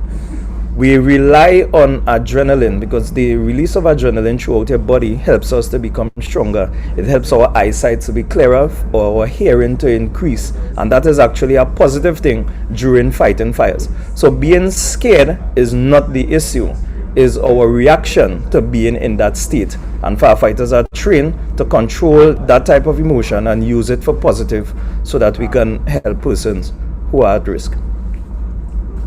Thank you very much. Do you need any particular skills to be a firefighter?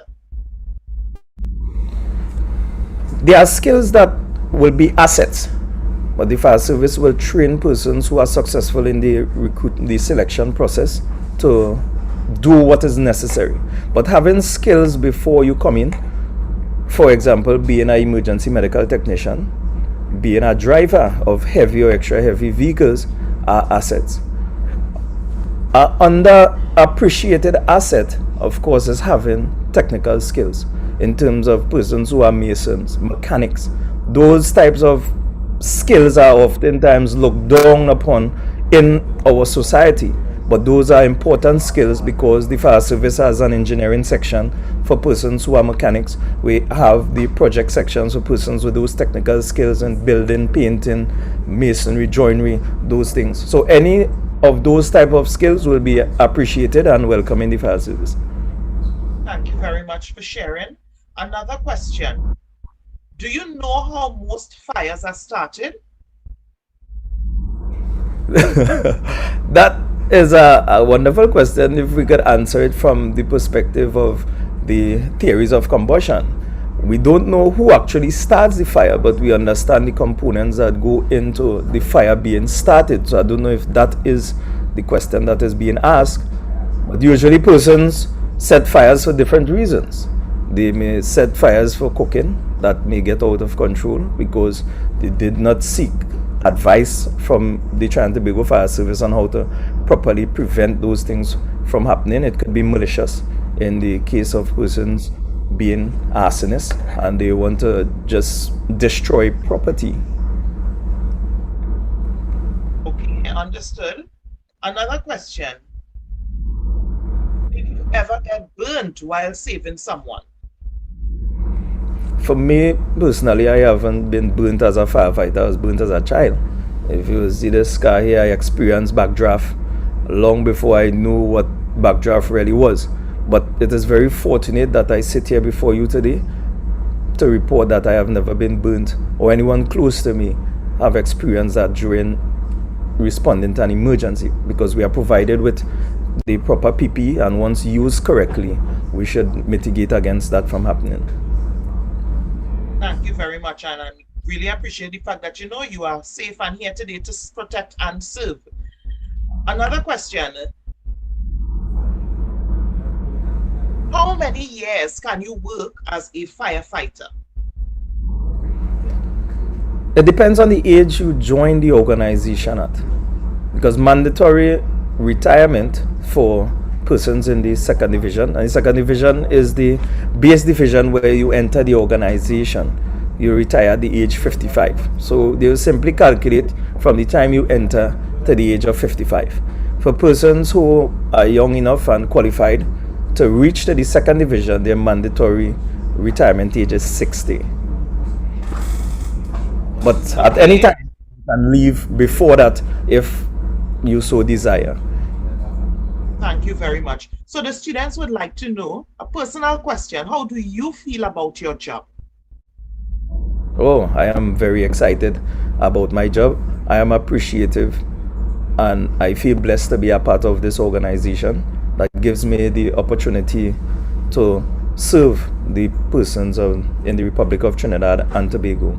So from the outside, there may be a lot of negative things said about the fire service, but this is a wonderful career, and all young persons who think that this is something that they may want to get into should, of course, study hard, make sure they get the proper requirements, and come join us to be a part of this wonderful organization. Because this is a noble profession where we put the needs of others before ourselves. Yes, truly it is. Another question, it's actually from a young lady. She is interested, so she wants to know in terms of females in the fire service department, who was the first female fire officer, if you know, and a little encouragement to her. Okay, I can't tell you specifically who was the first female, but in 1992, on the 1st of December, the fire service welcomed females into the organization, and there were 30 females in the organization. So I'd like to highlight two females that I could think about off the top of my head who would be good role models for that young lady to walk in their footsteps, because they created a path in this fire service so that women who have the right attitude and aptitude to follow. So I'd like to mention Officer Madhu Singh and Officer Kettles. They are two women who are inspirations to all young ladies to come into the fire service and make it a wonderful career. Thank Thank you very much. So I am sure that she would have been well pleased to hear that. Now, one question that they ask a lot is, in terms of salary, what does the salary look like as a fire officer? That's a wonderful question because, firstly, do not make salary the reason for coming into the organization. That shouldn't be the base. You should come to the fire service with the attitude for servicing persons in the Republic of Trinidad and Tobago. However, the starting salary would be $6,800 without the allowances. And we have allowances for meals, marriage, laundry, airport, driving, hazmat, just to name a few. So the salary could climb up to probably above $10,000. Okay, thank you very much for that. Just remember, the taxman is sure and on time. True. Another question. On average, how many fires would you say you would have taken out? Me personally, how much fires I would have extinguished? Yes. Well, I spent 9 years of my career on operational at the fire service headquarters on Ryson Road. And over that 9-year period, I would have responded to countless fires. To be really honest with you, I cannot give a figure because over that span, there was a lot. Right. Another question. Were there ever false alarms, and how do you deal with false alarms? There are always false alarms because equipment may have failed. Persons may be malicious, somebody want to go home early, so they pull the fire alarm. But what the fire service is committed to do is to ensure that we investigate those false alarms and not take it for granted. Because if we take it for granted and the false alarm happens to be something that caused someone their lives or damage their property, then we would not have been fulfilling our purpose. So once we respond to, even if it's a false alarm, we respond to it as an emergency, we conduct our investigations, and then we'll send back a report. Okay, thank you very much. And before we end, I would like to ask, personally, we have been seeing a lot of fires taking place, a lot of lives being lost, children losing their lives. Are there any advice or recommendations that you can give to the students listening now to help them protect against such disasters? A wonderful question. We must start with the children, but we also should incorporate their parents, their adults, the guardians, to understand that it is important to prepare for fires. We prepare in different ways. We can prepare in having a plan at home. So children, as you all go, well, you're probably home, as you speak to your parents and your guardians after this session, please advise them a number of things. Firstly, you must have a plan to evacuate your home in case of a fire. That is going to save lives. Learn the emergency numbers. A lot of persons get into the behavior of trying to extinguish the fires before calling the fire service. We need to change the culture into calling the fire service first, and then you can try to extinguish.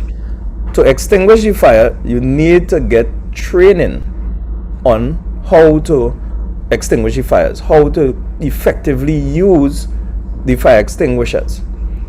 Ensure that your parents buy fire extinguishers and smoke detectors for their homes. Learn the numbers that you need to learn, because I saw in the chat a lot of erroneous numbers. To call the fire service, you call 990. To call police, you call 999. To call the ambulance service, the emergency ambulance service, you need to call 811. So you learn those numbers, you prepare by understanding how to use fire extinguishers. Ensure your parents buy the fire extinguishers and smoke detectors in your home, and have a plan to evacuate in the case of an emergency. And once you have that plan, you must test that plan. Having the plan is one thing, but it should be tested at different times of the day and the night so that you could be prepared. So those are my simple advice for you. And if you are in need, of getting help with this, kindly contact the fire service. Thank you very much. I know I said that this would have been the closing, but I saw two questions that I think, are very relevant. One Don't child would like to know, start to ask. and You can go as long as you need to go. We are here to serve. no problem, in terms of someone with a disability, does that person need or require different training from others? It depends on what the disability is. Because to enter into the fire service, after you do the screening and you do the Public Service Commission's exam, you'll have to do a physical test, an aptitude test. And that test will determine whether that person will be able to be a member of the Trinity Valley Fire Service. Now, if you are already a firefighter and you become injured, that is a different issue. But to gain entry into the fire service, there are physical and mental requirements. Okay. Another question, did you ever use the draw of life? All right. I like that question because jaws of life is a common term used in movies to describe a hydraulic cutting tool. We have different brands, Hall Macho and Weber and these things. And yes, I have used those hydraulic tools in the past to help extricate persons from crashed vehicles. Okay, thank you. Final question. Is there a supervisor? Because they're asking this a lot. Is there a supervisor? There are always supervisors. The fire service is based on a hierarchical structure. So we, the firefighters, are the persons at the bottom. And as I look to my right, I see two supervisors. Officer Ramsey, who is in charge of us for today, Officer Julian, and Officer McLean, who is behind the locker. So they are our supervisors for today. And no matter what level of the organization you go, until you reach up to the top of the organization, there will always be somebody responsible for you. Thank you very much, sir. And on that note, I want to say we appreciate the hard work that you all are doing, and we appreciate what you would have done today and the information that you would have shared with the children. So again, we say thank you. And ma'am, on behalf of the Chief Fire Officer and the executive of the fire service, the officers in charge of the fire service school, we'd like to thank you all for inviting us to this virtual career day. It is really appreciated on our end. Any opportunity we get to meet and have dialogue with members of the Republic to educate them on what the fire service is really about, to change the culture and behavior towards the fire service, we really appreciate it. So thank you all very much, and we wish you all a wonderful day. Thank you. Well, students, there you have it. There you have it. Excellent presentation. I was so intrigued, I was so involved, I was so eager and excited. Part of me wanted to join the fire service, but I saw one student said, that is not for me, too much work. So I think I would agree with that child, right? It might be a little too much strenuous work for me, but some of you, I'm sure you are eager and excited, and this may be the part that you would like to fit in. So we just went into the fire service. I want to take you all in a different place now. How about we enter a museum? How about we take a tour in a museum? I don't know. So coming to present this morning is none other than Mr. Eric Williams from the Moruga Museum.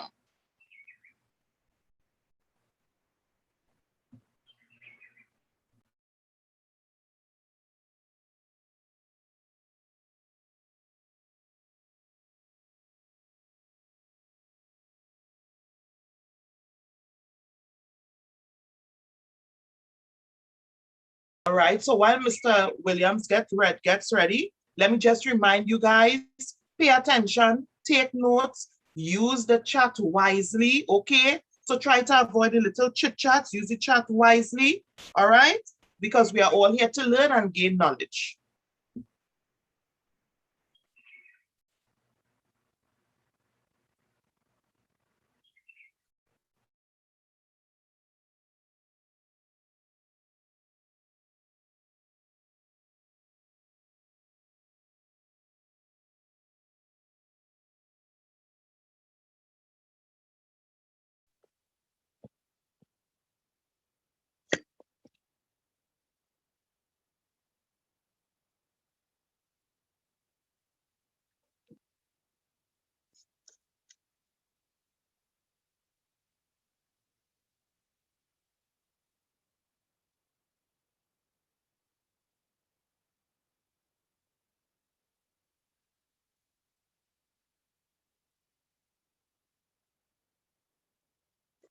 Hello, good day. Am I on yet?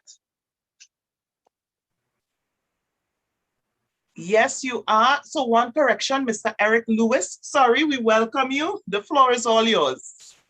Okay, thank you. Sorry about that. Okay, guys. So hello and again, and welcome to the Moruga Museum. I'm Eric Lewis. I'm also the curator of the Moruga Museum, right? So today, behind me, you'll be seeing some artifacts and so on. And in a while, I'll take you guys on a tour.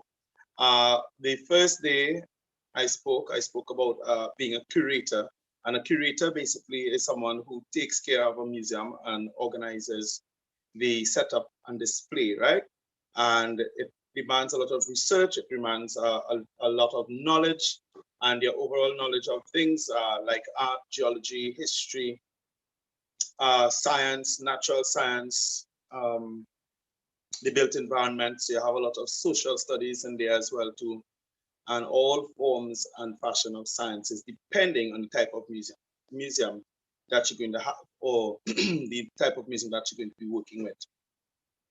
Now, this museum here, the Moruga Museum, has a very wide, collection, a broad collection of artifacts dating all the way back to Jurassic time period, which is what I said the last time, which is like from the existence of dinosaurs, come right up to, at the same time, we don't have any dinosaur bones, right?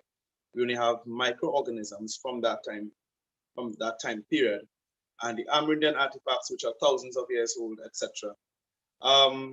Now, this museum was also founded by me in 2012. I'm the founder of the Moruga Museum. I'm also the funder of it as well. So I funded it myself as something that I did for the community to, I saw this as a way of enhancing my community development, and also as a way of putting Moruga on the map, and also putting together Moruga's history, and then sharing that information with the world. And so far, this museum would have had just over 21,000 visitors over the past few years, which is not a very big number, but a fair number, 21,000 more or less. We have had several press releases and so on. At the same time, this museum has also received Vatican silver medal from the Pope, right? And I myself have received 2 Vatican gold medals for establishing this museum here in Moruga, Trinidad, which also has a Catholic collection. And, and at the time when I was doing this, many people didn't understand the importance of a museum or what a museum is about, especially in a place like Moruga, where it is an environment where people are usually of the opinion that things like historical things are just old and run down and not important and not good to keep. At the same time, I've been able to transform the community by bringing to fruition the existence of this Moruga Museum as one of the projects. I mean, I also have the National Cooper and Chocolate Museum, so who were online with us the last time, they would have seen that. But this here is the Moruga Museum, and this is the first one that I did. And as I said, I had done this or started putting this together in 2012. However, my life's acquisition of artifacts would have led to me establishing this museum. So I started collecting stuff like old coins, any old stuff that I got, as a matter of fact. But my grandfather had given me a coin collection when I was a child, like about 10 years old, and I believe that would have been the birth of that intrinsic thing inside of you that would have said, you know what, I want to establish something. I want to make a museum. I want to see more collectibles, more stuff being saved and preserved for future generation. Now, if people like myself don't preserve things or put museum things together or historical stuff together, then your generation would lose out seeing and knowing what the other generation did or how they lived and how they functioned, right? And it's important to know that, because history is very important. History is one of the most important things. And why am I stressing on that? Because if it weren't for history, then you wouldn't have medicine, you wouldn't have you wouldn't have a whole lot of different things that exist today for human existence. You wouldn't have improvement in medicine, you wouldn't have improvement in the field of science, because all of that is connected with history. You wouldn't have lights either, right? So Today, I'm going to show you guys some of the stuff that I would have been doing over the years, from salvaging whales, turtles, saving them, turning them back out to sea. And if they're dead or alive, you know, it's something great to encounter. Like one time I saved a whale, took it back out to sea. And after that, you know, like next year later, or a year later than that, I had to collect another whale, collection of whale bones right here in Moruga. Yes, and we have whales around Trinidad. And another time again, you know, a turtle was stranded, turned them out at sea. And another time you get the turtle shell dead on the beach, you know, not the same things, but, you know, different instances. And I remember another, you know, sometimes you do exploration even inland. When I say inland, I mean all the way in the interiors into the forest and so on. And that is where we also did some survey. Survey in archaeology means examining the surface, right? Just where, I mean, underneath the undergrowth, like underneath the grass and so on, or vines or whatever there may be. And on that thin first layer of soil, it's where sometimes you find Amerindian artifacts.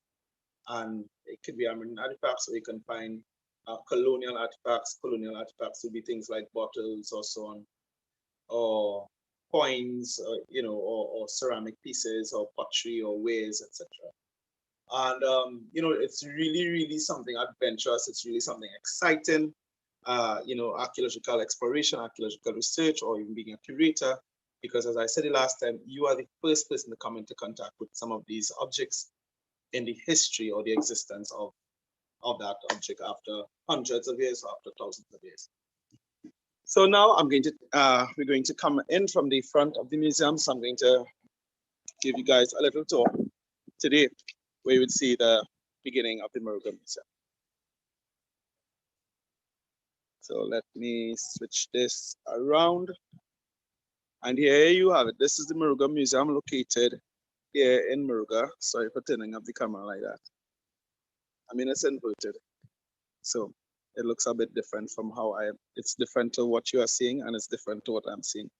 So this is one of the welcome paintings, which basically shows you some of the things that Moruga is known for. Like you have the Spring Bridge, that's a cricketer. You have the pepper tree, you have cocoa, and the tree Trinity Hills over there, and you have the Columbus stuff there, you know, Columbus being part of the history of the area. And this area here, we have some of the old colonial stuff. This is from the plantation era. So these wares are like hundreds of years old, not all of them, but some of them, you know. And so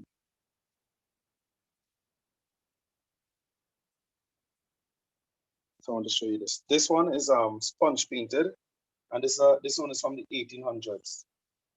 This is a coffee grinder, and they'll put the coffee inside here, and then they will turn it like this. And then they'll take the coffee, the grounded coffee, or the coffee powder, out inside of this and make their tea. This here was a mug or a jar for my great grandmother, and basically that was what they would have used to wash their hands or so. Then you have all the fancy teawares, Rosa, and those under there. Right. So this is the fossil. This is one of the fossils, and this is million. This is what? This one is 6 million years old. So it has a 6M here. Well, you wouldn't see it, but this is a 6M right here, and that's 6 million years old. And this piece here, which looks like just a stone, like a rock, more or less, right, to you guys. But this is actually something called a gastropod, and this is 20 million years old. So fossils are the remains or the evidence of once living organisms preserved of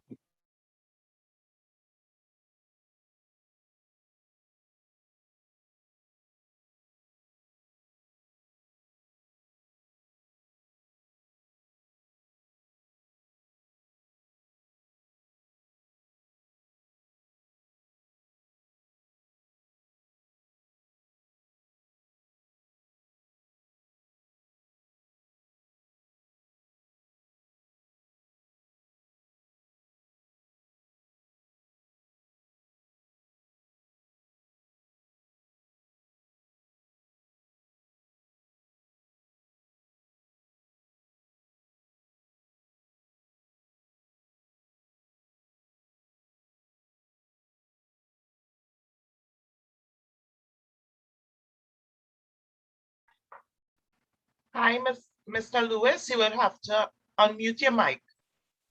Oh, sorry, guys. Right. So over on this side here, we have the Amerindian artifacts.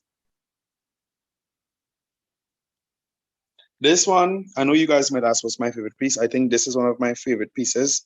Now, the public would not be allowed to touch and hold the artifacts, and I'm holding it without glove because my hand can feel the artifacts, and it's more gentle if you handle them sometimes without the gloves, right? Look at this next one here. So these pieces, particularly like this set, these are called Adorno's pieces, right? And these are pieces that I myself personally brought out of the forest and were able to retrieve and take out. So imagine you're seeing all these kind of stuff in the ground. However, keep in mind that they are covered in a lot of soil and all kind of dirt and so. All right, so you have all these broken pieces of ceramic. Now we have thousands of pieces, but I don't put everything out because I don't think it's absolutely necessary. This is what axe head looks like. Not an axe, sorry, guess what? Arrow,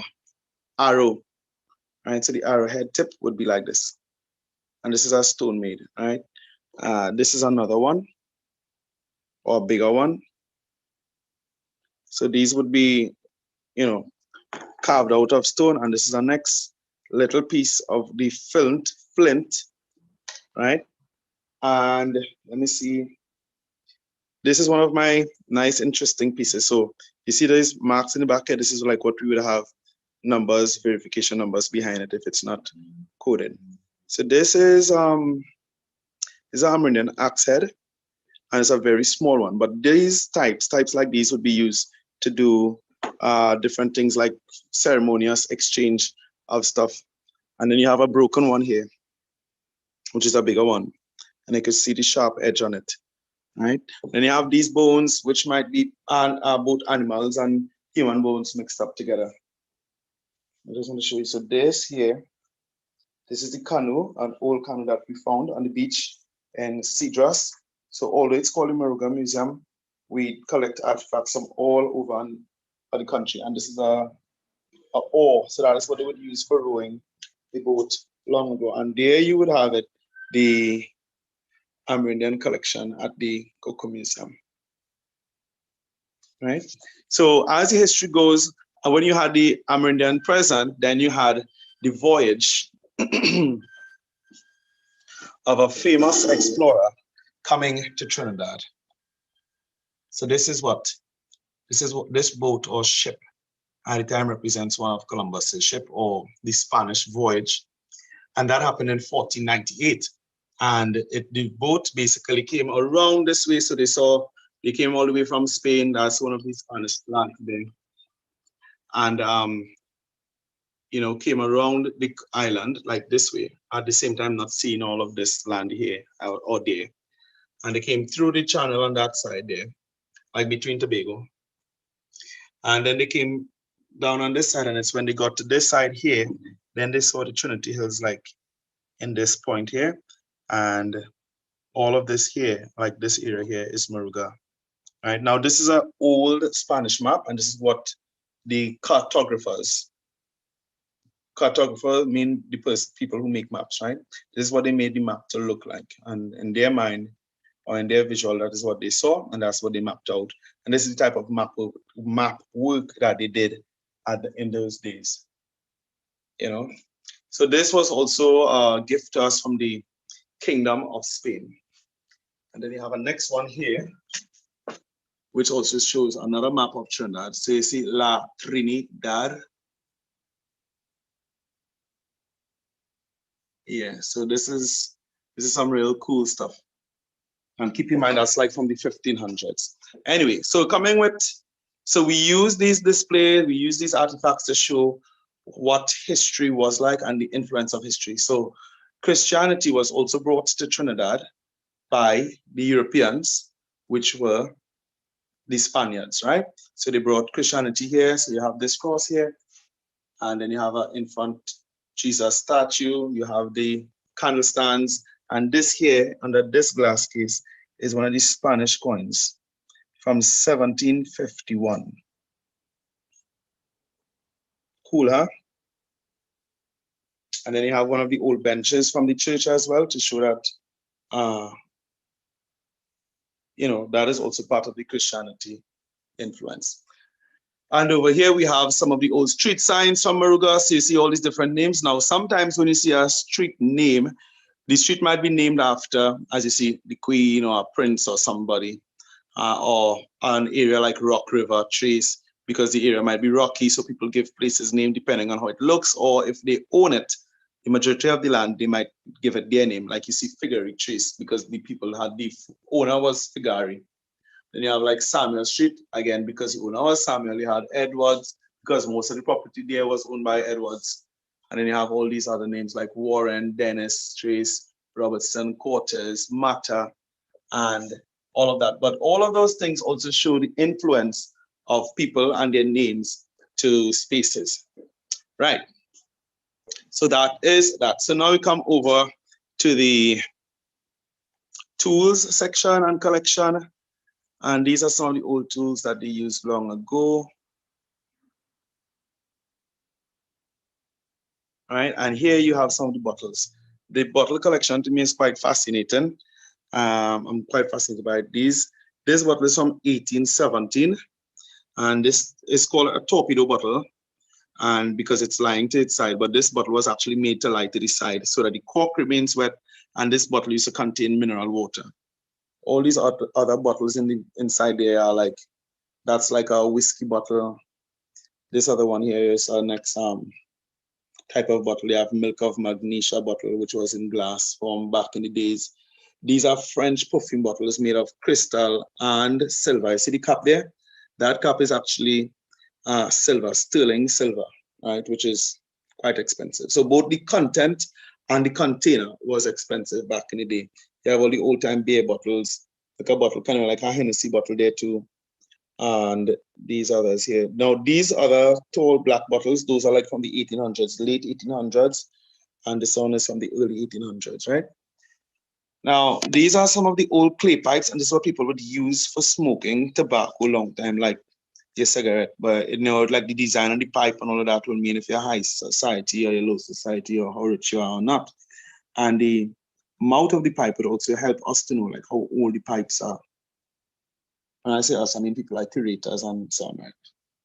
Then you have these old time bottles there. Now look at how big a Coca-Cola bottle used to be. This is a gallon bottle long time, right? And a Coca-Cola bottle was this big, 1 liter, a 1 liter glass Coca-Cola bottle. And that bottle basically is from the very, very early 1900s. This bottle is over 100 years. This bottle is over 100 years old. And you can see it has a kind of, the glass is kind of blue-green. So that is also how you verify and know different things. And these here are some of the old horseshoes and so. And the old scales. Well, the old scale, because it's only one. This is one of the old mills, which could still grind stuff. And they would put the corn and so on inside here for grinding that. Here we have, that's our old spray can, and you can see it's metal. Here you have our old mortar and pestle, a very old one. And you can see it's terribly old. This one is like from the 1800s as well.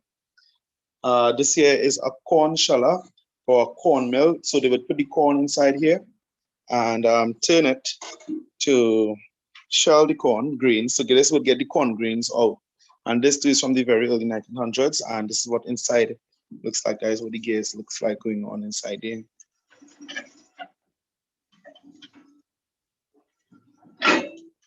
Here you have one of the old sewing machines from long ago. So people would actually have to press their foot up and down to power that machine. That's the washing board. That's what you used to wash your, clothes. And this is your chair that you would sit to do your work.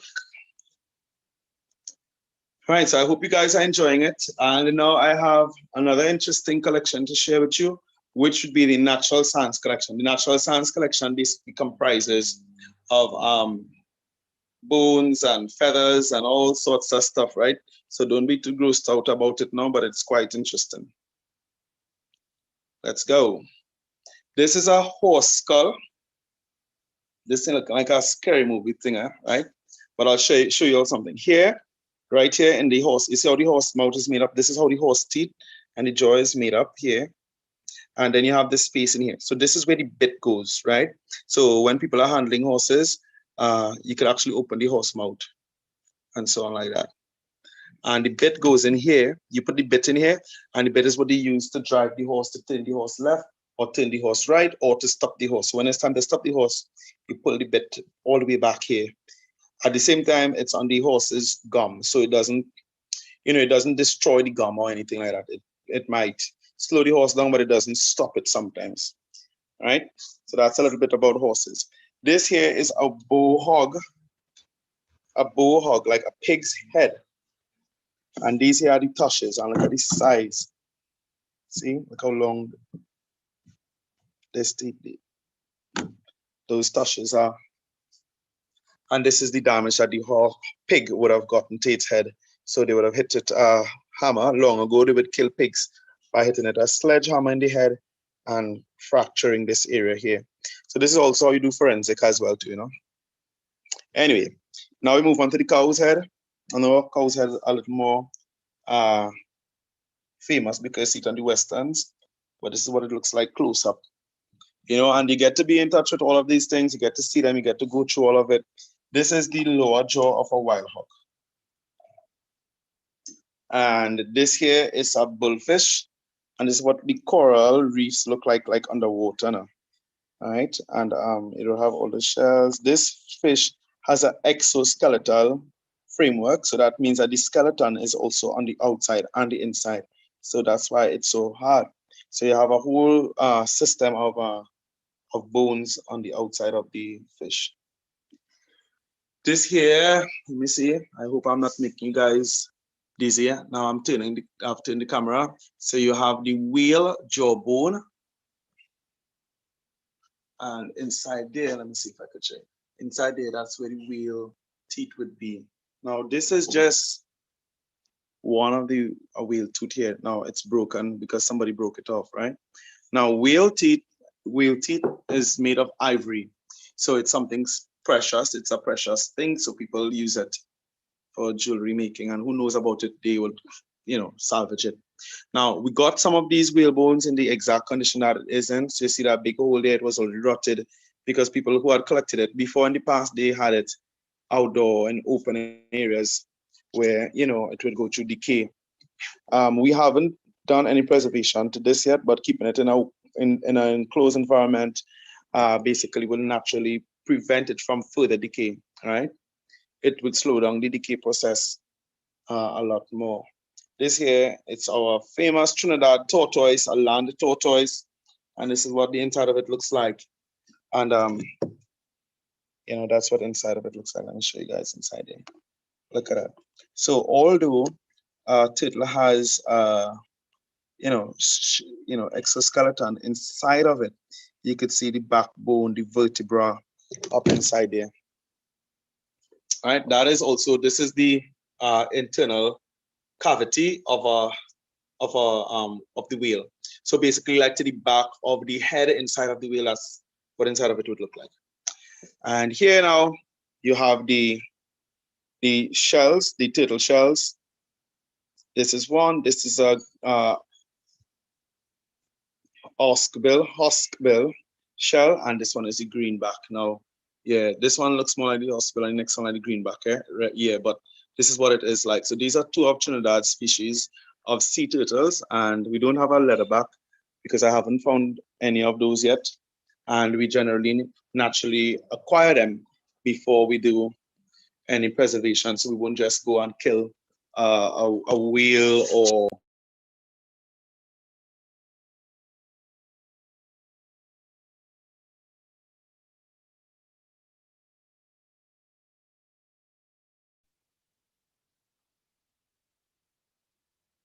so we won't kill a whale or any creature just for the preservation of it. However, it would have to be ethically acquired if it is that we're going to have them at our museum collection. I'm wondering if there are any other things that I didn't show you guys at the museum here. We have another collection upstairs on the upper level, but I have some work to do there. I'm going to just show you something, but I'm not going to show it at the same time, right? because I'm not supposed to yet, because we have to have a special ceremony for this. Here, covered down here, it's an anchor, possibly from the time of slavery, and this anchor would have been on the boat of one of these smaller boats that would have come in with slaves, with the enslaved Africans in the 1600s, right? So we have to unveil it. Unveil means basically remove the cloth and then show it to the public. And we haven't done that yet. So hopefully, depending on how this COVID thing goes, we'd be able to, or not, invite one of the ambassadors from those other countries to visit.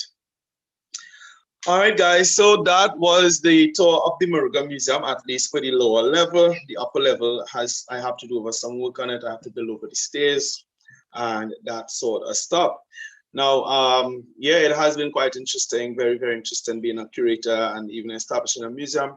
It's a feel and that you never just going to experience unless you do something to experience it. And for me, it really felt amazing establishing a museum here in Moruga, and by extension here in Trinidad. So now I would like to take some of your questions and hear what you guys think, or get some feedback from you all.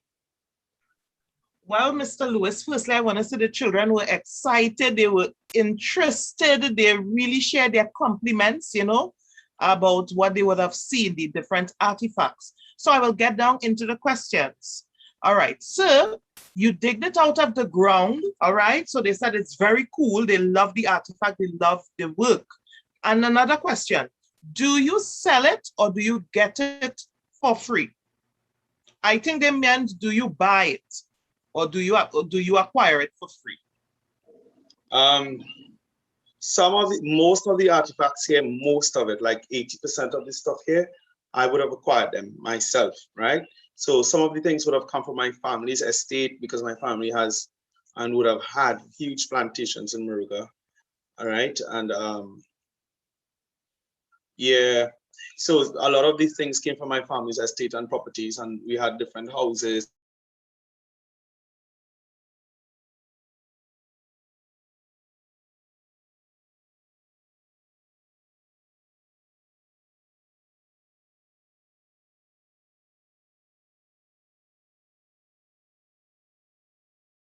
Old ways and so on that you don't use anymore from my grandparents or great-great-grandparents, and put them in the museum, which is the place where it should be. So, you know, someone else could look after it. At the same time, I am the one who have to look after it, right? Because I'm the museum founder. And apart from that, yes, we do buy artifacts as well. So like this whale jawbone behind me, this big piece behind there, that's a whale jawbone. And I bought that from a guy who was on the beach some long time ago for a little bit of money, right? Because they didn't really have it for any purpose. They just had it there, and it's like, you know, I have a whale jawbone. It's like, all right, cool, I'll have it. So I bought that. And some of the artifacts, yes, we do buy artifacts sometimes as well. Because, you know, in the line of preservation, you would want to do what's in the best interest to preserve history or historical item. Question. Are there any other persons working at the museum?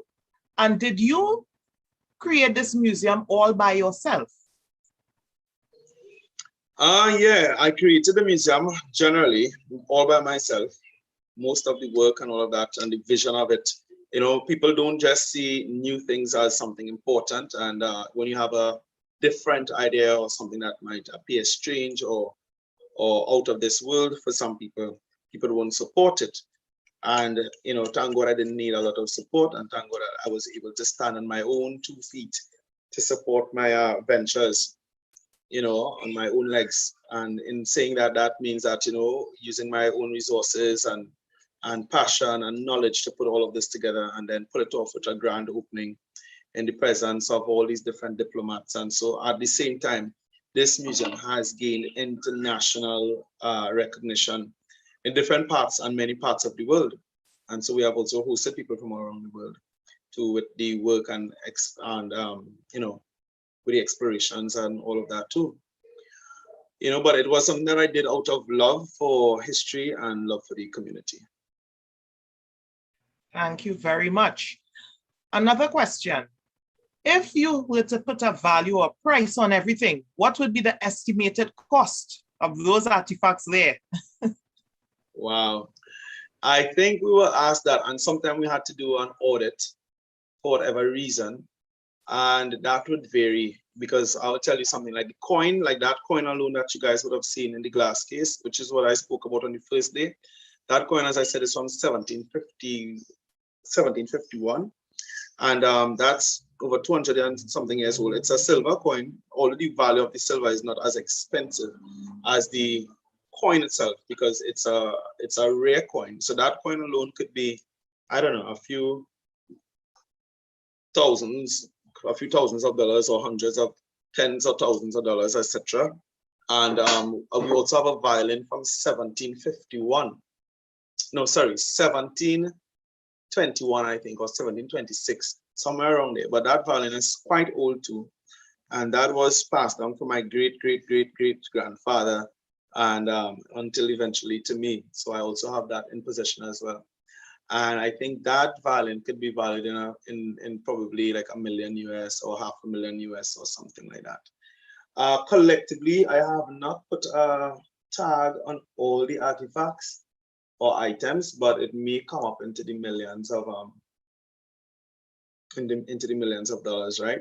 But at the same time, the value of it is not what is as important to me as per se the historical significance of every item that's here at this museum. So I don't look at the face value or the money value of it, or the the monetary value of it, but for me the value of it is in the into what it is and what it represents, where history and culture and heritage is concerned. Thank you very much. Another question. Do you have a favorite museum, and what would it be? Or what is it? I think my favorite museum, the both are distinctly different from each other. I intend to do a lot more work here as well. And as I said, once you have a museum, you continuously have work to do, and you'd want to continuously enhance it and develop it and make it better than it was yesterday, and make it a greater thing for tomorrow, right? And for now, I think I like this museum a lot more, because of the diversity of the collection, right?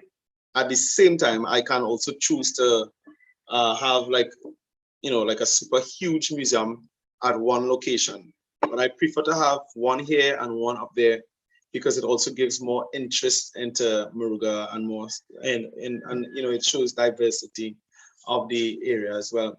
Like the last museum, it's like a totally different thing altogether to this one here. At the same time, sometimes I store artifacts there at the other building because it's bigger. It has a lot more space. I have more storage space.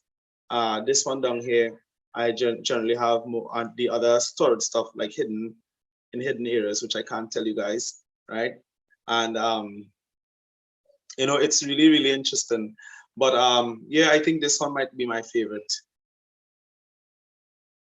Okay, nice. Thank you for sharing. How do you find the historic stuff? How do you go about finding them?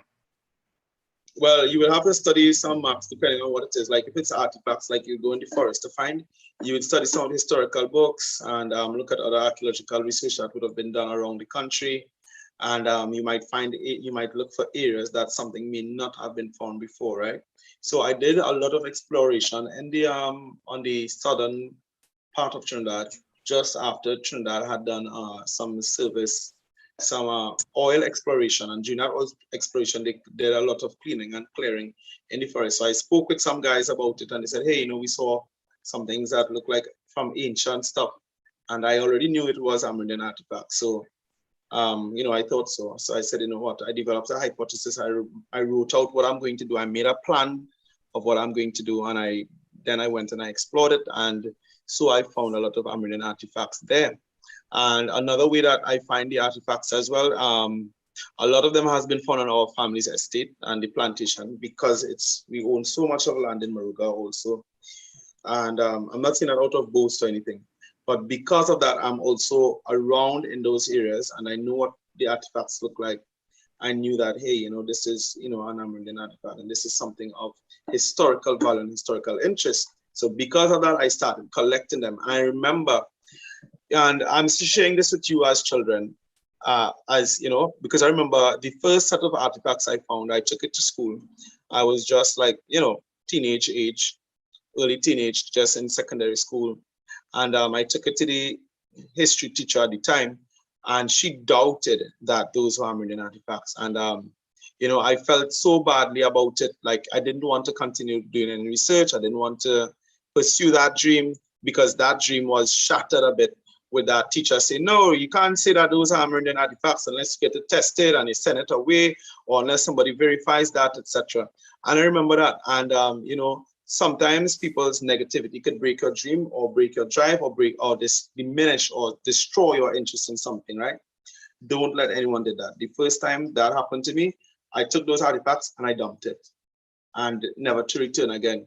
And after that, I continued again. I went back again, looking at finding more and more stuff, and I just kept it in a box. I put them away.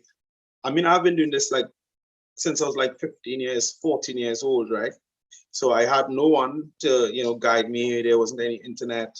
Museums weren't something, so well known of, it only had one museum in Trinidad, or just two museums at the time, or one, the National Museum in Port of Spain. The other museums hadn't popped up yet.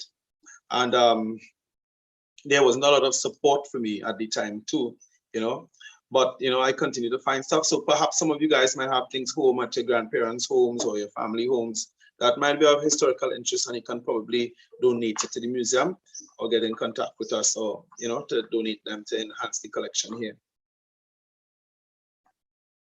Thank you very much. And finally,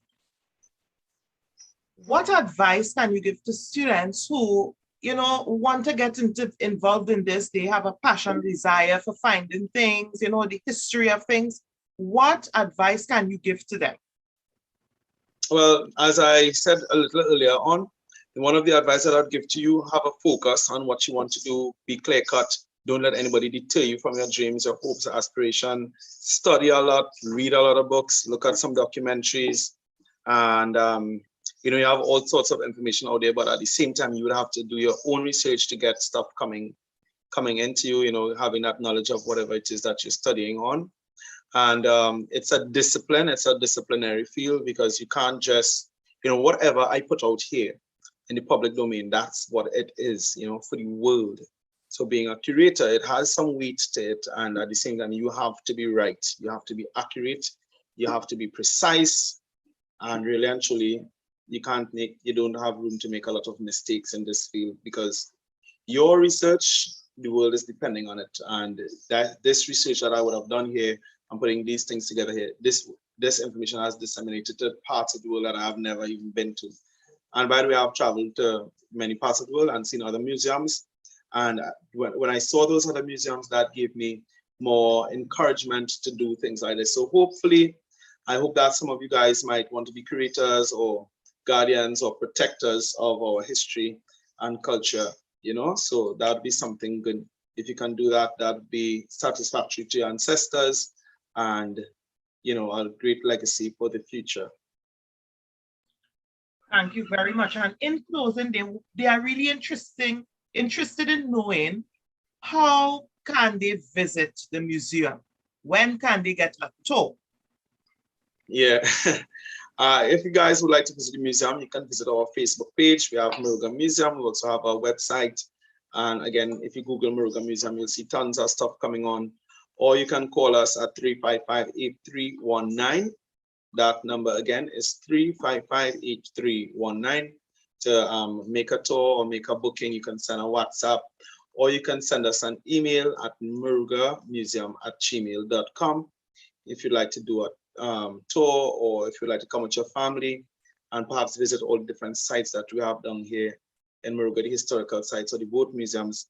You can also say that, you request to do that with us as well.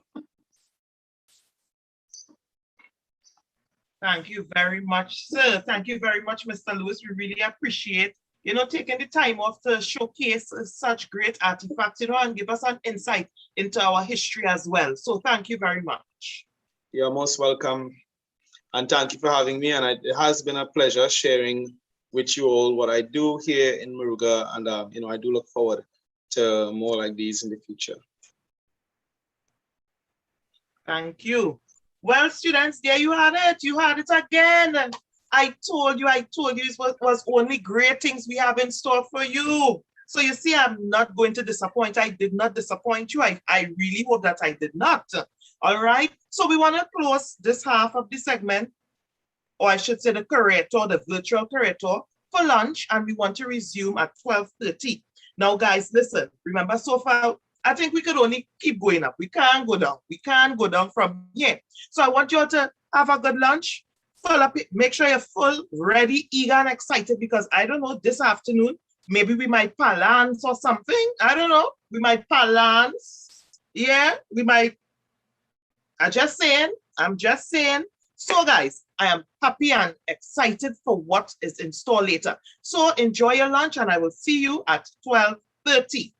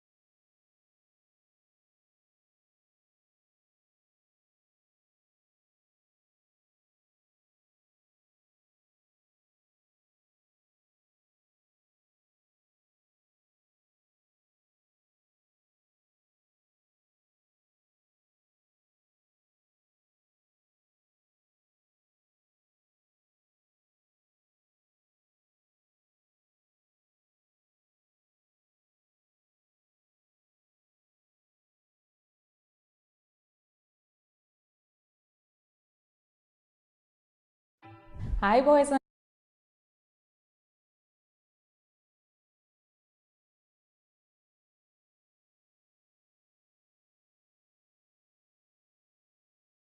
and girls, my name is Delia and I am the owner and creator of the Delights TT. I work with fruits and chocolate. I make yummy quality gifts that can include your name, your favorite color, and even your favorite cartoon character. I was a guidance counselor before I started this business. In 2018, when I left there, I actually started investing in the business. And before that, I went to a course and spent some money and learned how to melt the chocolate, how to dip chocolate, how to cut fruits, how to arrange the fruits in bouquets. And since then, I have been learning and researching on my own just to make sure that I stay on top of my game and do better each time to make sure my customers are satisfied. So what you would see is that I am creating different types of bouquets. We're creating different types of arrangements, and we're also expanding into breakfast and brunch lines. And I still like to practice to ensure that I keep up with learning and quality work. Some of the good things about being a business owner is that you're your own boss, which means you can start work at any time. But the downside is that you're basically working most of the time, because you try to build business and you are trying to ensure that you keep making sure that you get your customers. Because if you don't get customers, then you're not getting that money. What type of chocolate do you use? We use local and Belgian chocolate, so some gourmet, really great tasting chocolate. And it is also halal for the Muslim community. What else do you do? We also do events like birthdays, weddings, and other celebrations, where I have even worked with one of the largest event coordinators to bring our luxury items into the breakfast party scene. So contact us when you need us. Hashtag DDLightsTT. You can check us on social media, Instagram, Facebook. And I hope to hear from you all soon. Bye.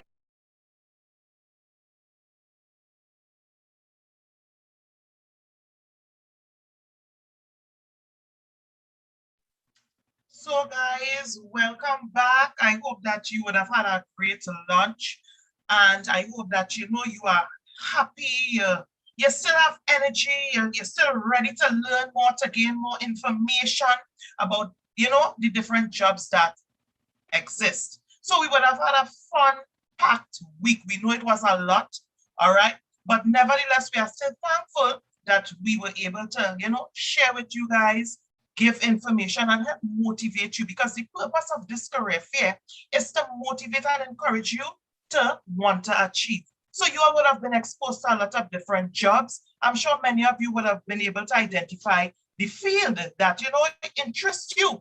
And for those of you who are still uncertain, at least you now have an idea of the world of work, what is expected, what is required, and you can now work towards accomplishing or achieving these goals.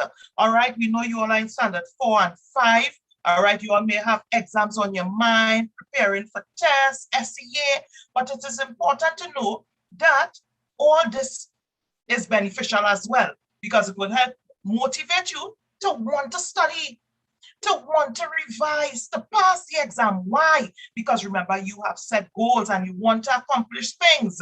So it means that you're going to put in the work, put in the effort in order to reach to that stage. So I hope that you guys are going good. I hope that you guys are, going great. And I just want to give a little house announcement. Remember that we want to make the best use of this experience, of this time virtually. Use the chat wisely. All right, guys, so we want to encourage you to use the chat wisely, all right? Ask important questions, okay? So that the presenters will be able to answer the questions that you may have. All right, so I think you all heard from me enough, yeah? So without further ado, I would like to introduce our next presenter. All right. You all may know him, right? I'm sure you all know him from maybe seeing him in schools at time.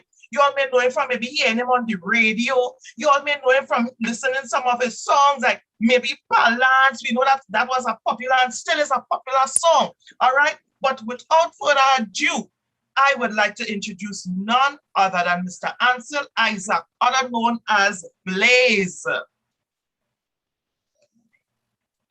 Hi, folks. I don't know if you guys are hearing me well. I hope. Thank you so much, Mrs. Morgan, the moderator. Well,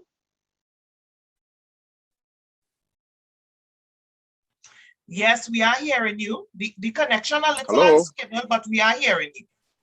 Okay, thank you very much. Sorry about the connection. I'm in studio at the moment.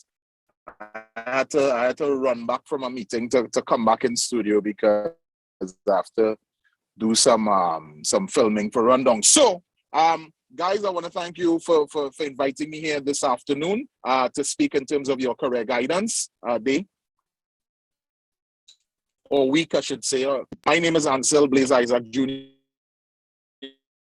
You guys may know me from television with the Rundown, from the morning show on Slam 100.5. Also with the Palance with GW, and I've been around a little while. So I honestly would like to just tell you a little bit about my career in terms of where I've reached so far and how I reached there so far. And I'll also invite your questions. If you guys have any questions for me, that'll be fine. I think the questions will make up most of the presentation this afternoon. So I started. I mean, you wouldn't believe this, but I don't know if you guys know there is a those cars with the little kind of horns on top of them, and they use it to make announcements and that kind of thing. That is where I started my career. I mean, that is where I got my first break, believe it or not. I always wanted to be in media. I wanted to be a DJ, and then that love switched to wanting to be a radio announcer. And that is where I started. So, I mean, saying that is how any dream would start. I don't know of anybody whose dream started like they just went where they had to go immediately, and that's why they have this saying that you have to creep before you walk. So that is where I started creeping, as a matter of fact, and started doing those. And then you get popular around your neighborhood, and you started to do little parties and so on, because everybody liked the little parties. And then I got called up to radio, and I was actually heard in a party by O'Brien Haynes, and he called me up to radio. I was in a sound system called Cell Construction. If you guys don't know what sound system is, it's like a group of guys, that play music together and that kind of thing. So I was in a group called Cell Construction with a guy called Johan Seaton, and others. And I started there, and then I got called up to radio, and I started in radio, and I started with a station called 98.9, which is defunct. I mean, probably defunct before some of you all born. And then I went over to another station called Red 96.7. This is where Jason and I, JW and Blaze, we started our journey on our morning show and all of that. And we did our morning show, and then we had songs, and we sang Palance and all of that. And then we came over to Slam 100.5, where now I continue the morning show with Miles and myself.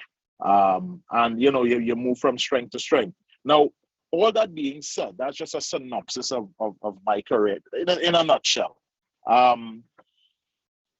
The difference, I think, with my career and many others is that there is no stipulated journey for my career. It's something there are no textbooks to say, well, okay, I have to get this textbook and do this paper and make sure and read this, and this is what it is, like law and being a medical doctor and all of that. There's nothing like that in my career. My career is something where it's personality built, and some people have strong personalities, some people don't. Some people start off with weak personalities, and some people they achieve strong personalities as the time goes by.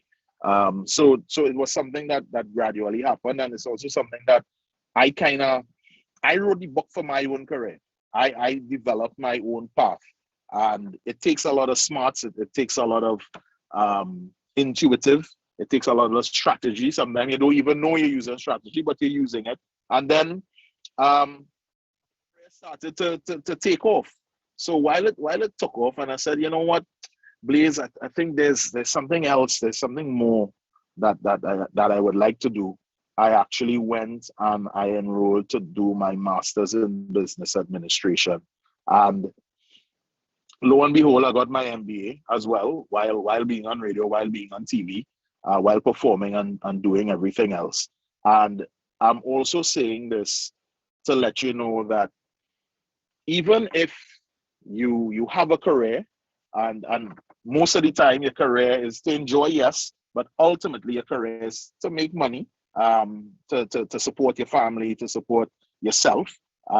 You're looking for something else. You're looking for more, and that hunger for more, that is where it should always be. I mean, you look at yourself. You want more. You're getting good in geography, or you're doing well in geography, or you're doing maths, but you want more. You want to find out a little bit more about the subject. You want to find out about the history of the subject. You want to find out a little bit more, and that's what you want. You want to crave more, because that is what brings excellence. Wanting more, craving more brings excellence, and excellence has to be part of your mantra going forward. This is school, and my career may seem very glamorous. I mean, it is to a certain extent, but there's a lot of work behind it. There's a lot of hard work behind it. I mean, me myself, I get up at 4:15 every morning because my show is for 6 o'clock. So I get up, get ready, make sure you're up with the current affairs. You read the little papers before you go on air. Yes, you summarize the papers. You know what's happening in the parliament. You know what's happening in the entertainment arena. You know what took place with Travis Scott and the travesty up there in Houston. You could call topics from the top of your head. So it's a lot of hard work, and you never stop working in no career. You don't stop working in any career, as a matter of fact. So you must have that drive. And thankfully, I am in a career that was my dream job. You don't get it immediately. I started to work as a young accountant technician, and that wasn't really my dream. My dream was always music. So I took the steps to go forward and make something of myself in the music industry, in the media industry, and here I am. Here I sit, and now I'm passing on some whatever little knowledge that I have. I don't have the world of knowledge, but whatever little knowledge that I have to help folks like yourself, coming up and trying to see, well, what I want to do. I'm not sure what I want to do. You're always in that space where I want to be this, and then next week you say, well, I like to do this, and I find I'm good at this, and so sometimes it gets very confusing. But that is all part of it. Don't feel despondent or anything. I went through that. I'm sure many of your teachers went through that, even your parents, guardians, and so on. So this is what we have to deal with growing up. It's called growing pains. I would always advise folks to make the creator, whatever you call your creator, make it the center of your universe, and always keep prayer very close. Always keep discipline very close. And I want to talk a little bit about discipline, where there are people who are sometimes super talented. They're super talented. They just do it without any effort, very effortless. But sometimes they have no discipline. And someone who is very disciplined and very consistent, they would endure to the end. I don't think I was the most talented radio announcer back in my time, back in the day.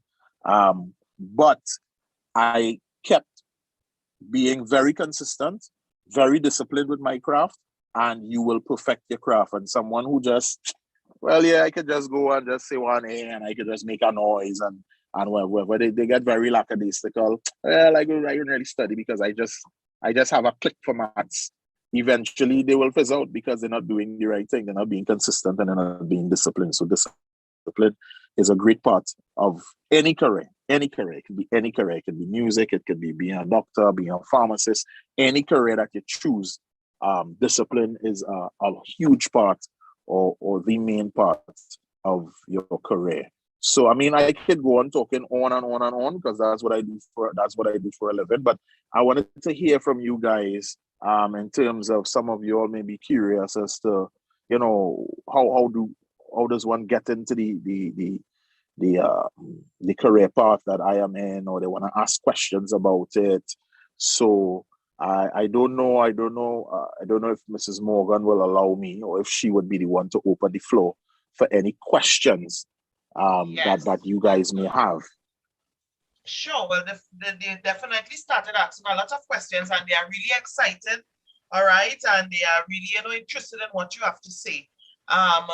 But there are a few of the students who are not really familiar with you, right? Because remember, they are young too. So yes.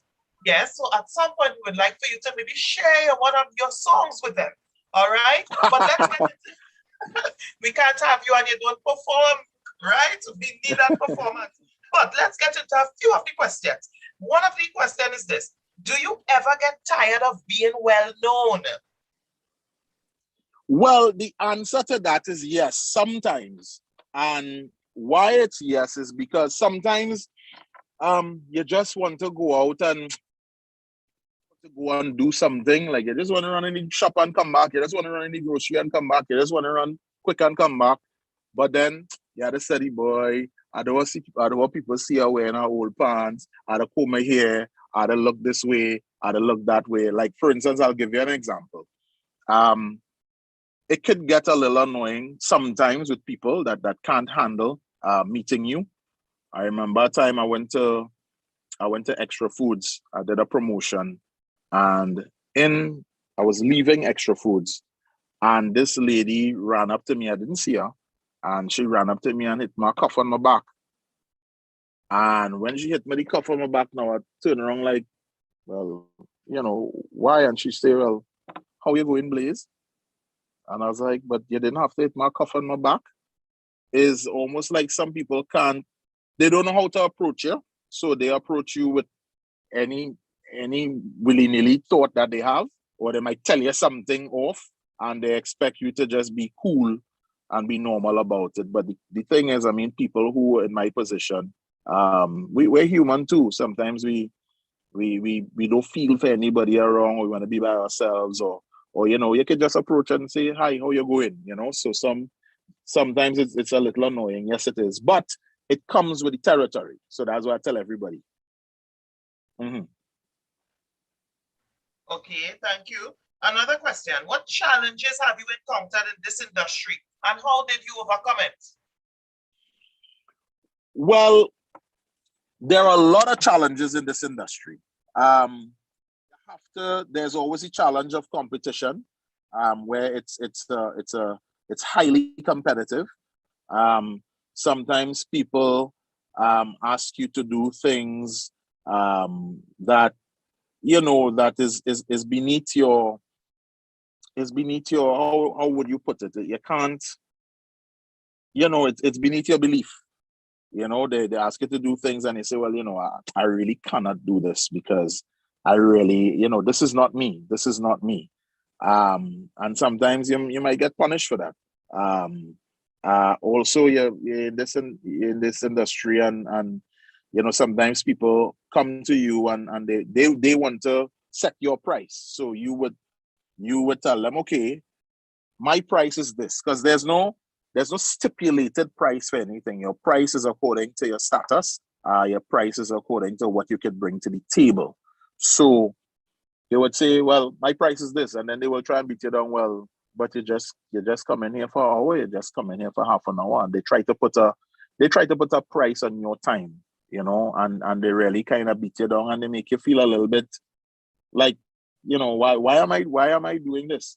I can't, you can't set a price on me. It's better that we part ways shake hands and continue to be friends. So those are some of the challenges. Also, the stereotypes in our industry. Everybody thinks that it's nice. It's a bed of roses. The girls and the this and the money and whatever and a lot of people we have those challenges because we're just human, just like everybody else. Trying to survive and do the right thing. So some of those challenges, and there are many others, but those are some of the challenges that just comes to the top of my head. All right, thank you. Question: what inspired you to be on radio, and how exciting has this been for you? My inspiration to be on radio was that I love music, and back in those days, music would be on record. You all may not even have seen a record, some of you all, in real life, and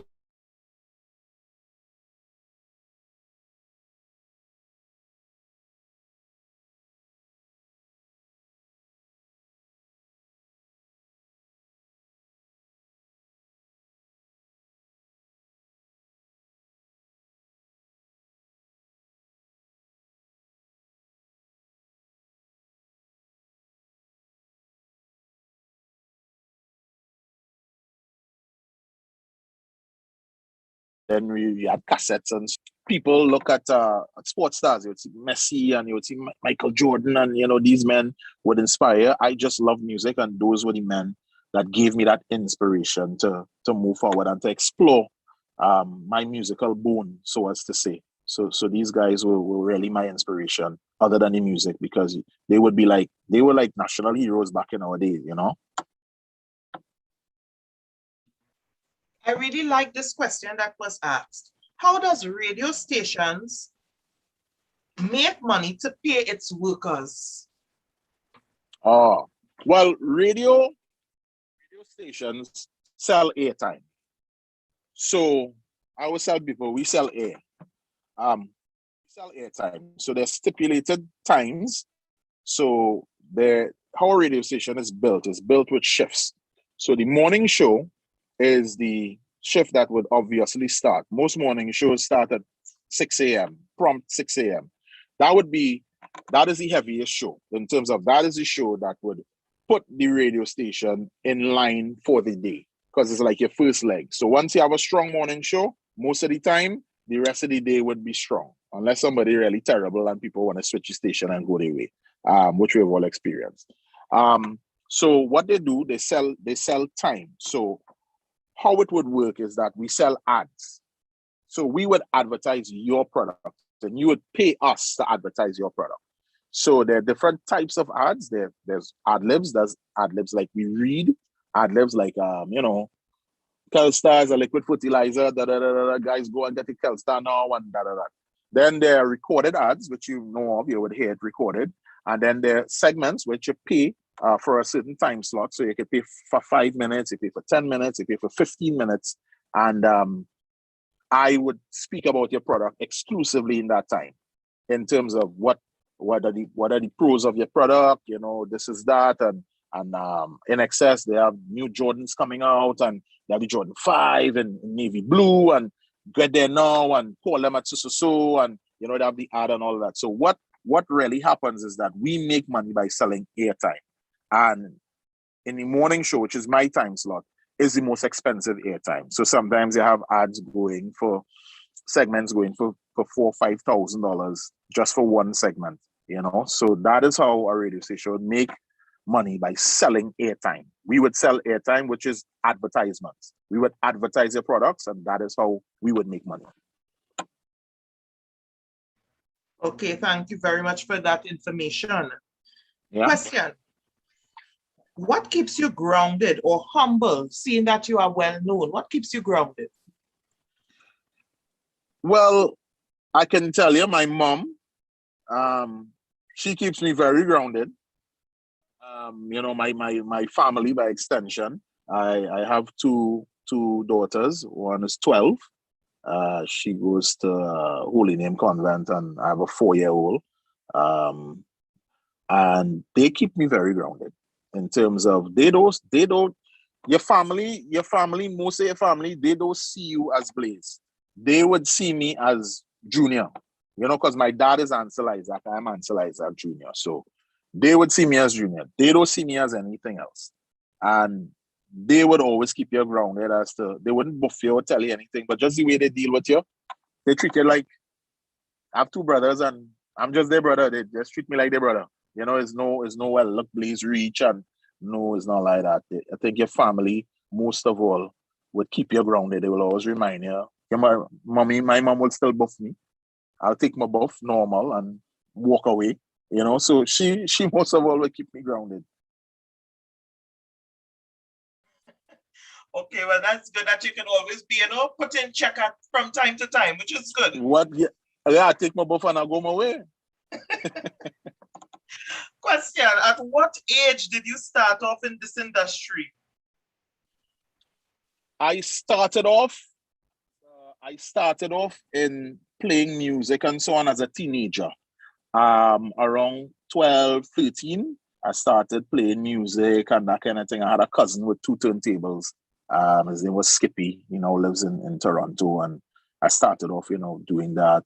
But on radio itself, I started on radio when I was about 23 years old. I started on radio. But before that, I started, if you're looking at the build up to my career to be on radio, I started when I was 12, 13, playing in school parties and my own school bazaar. Like when I go my school bazaar, the guys in my class and in my school, they're studying to go by the girls and dance.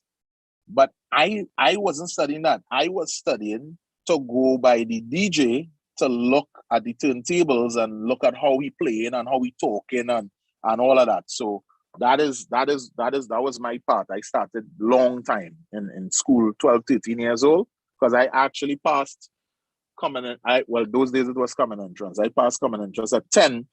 So I finished secondary school. I sat CXC at 15. And then did A levels. I was 17, so I started pretty early. So by teenager time, I was into my music, man. Nice. So what is the favorite part of your job? The favorite part of my job is dealing with people. Like this. This is I love doing this.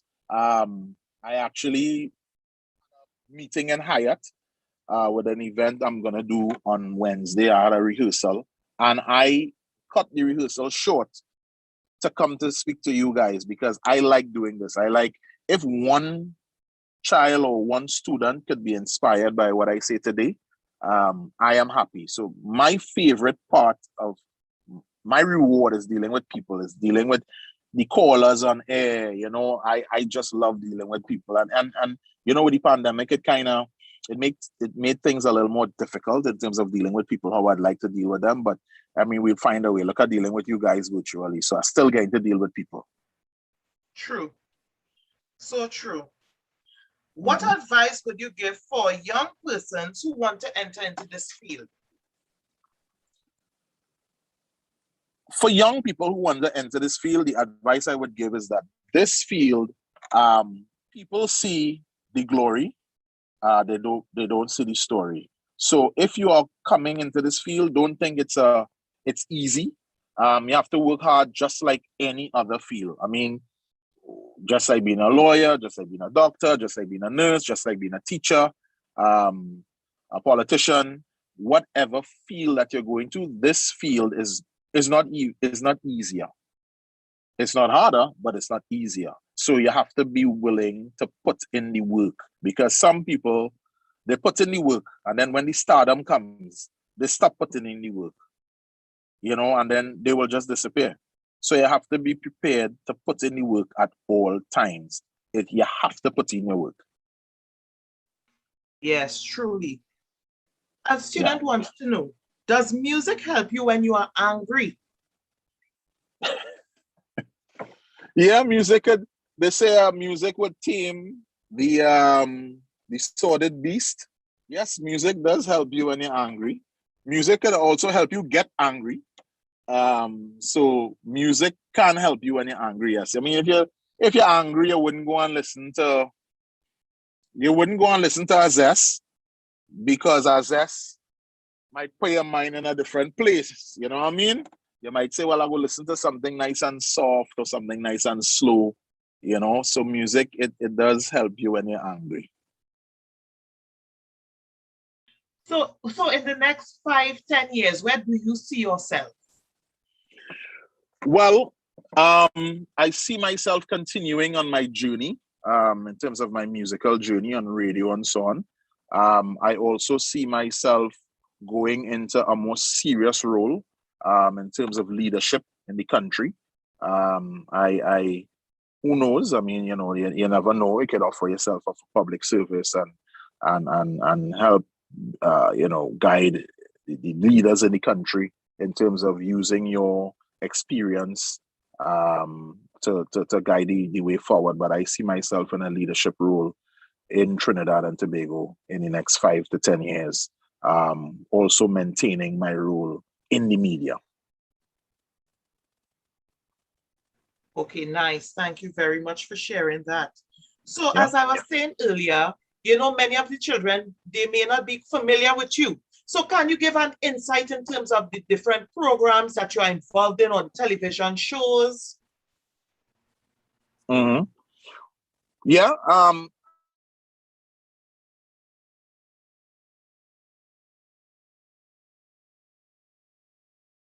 I don't know if I have.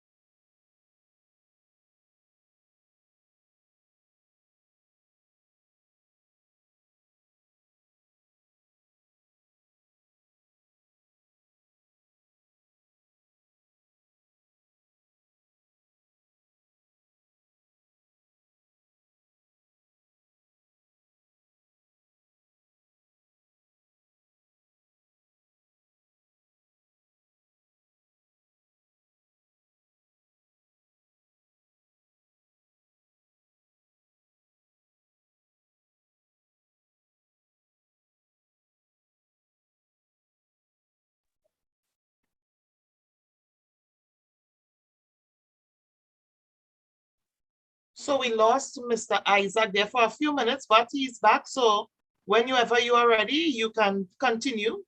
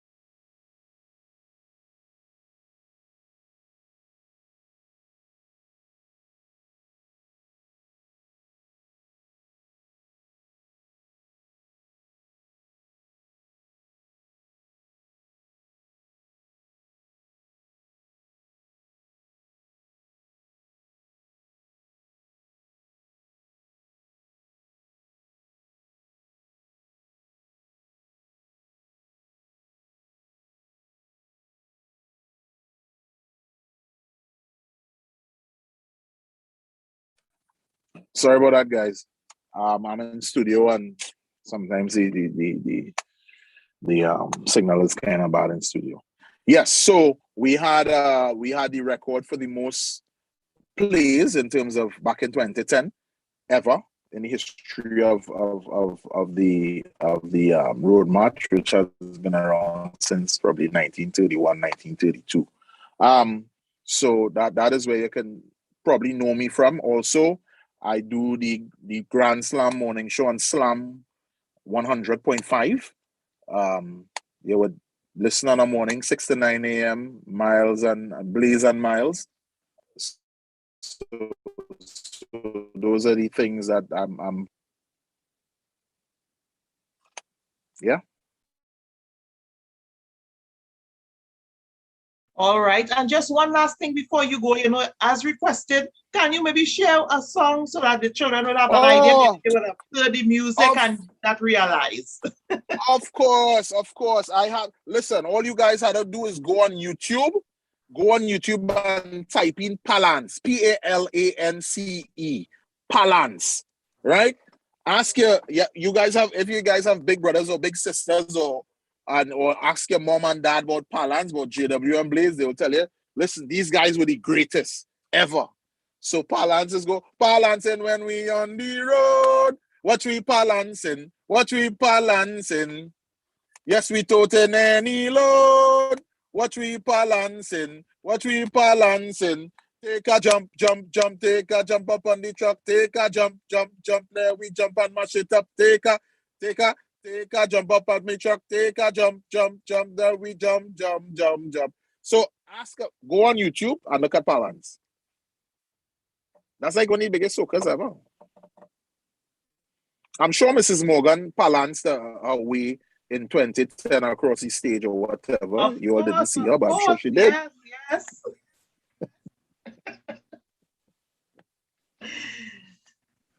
Well, thank you very much. Thank you very much, for being with us. And, it was truly an inspiration, to hear from you, to hear from the music industry, the challenges that you sometimes face and how you overcome. So we really want to thank you again for taking the time off to be here. So thank you very much, sir. No problem. It was my pleasure. I'm sorry about the signal troubles we were having. It's just that sometimes in these studios, they block off a lot of signal because of the thickness of the walls and all of that. So my sincerest apologies. I hope everyone got a little bit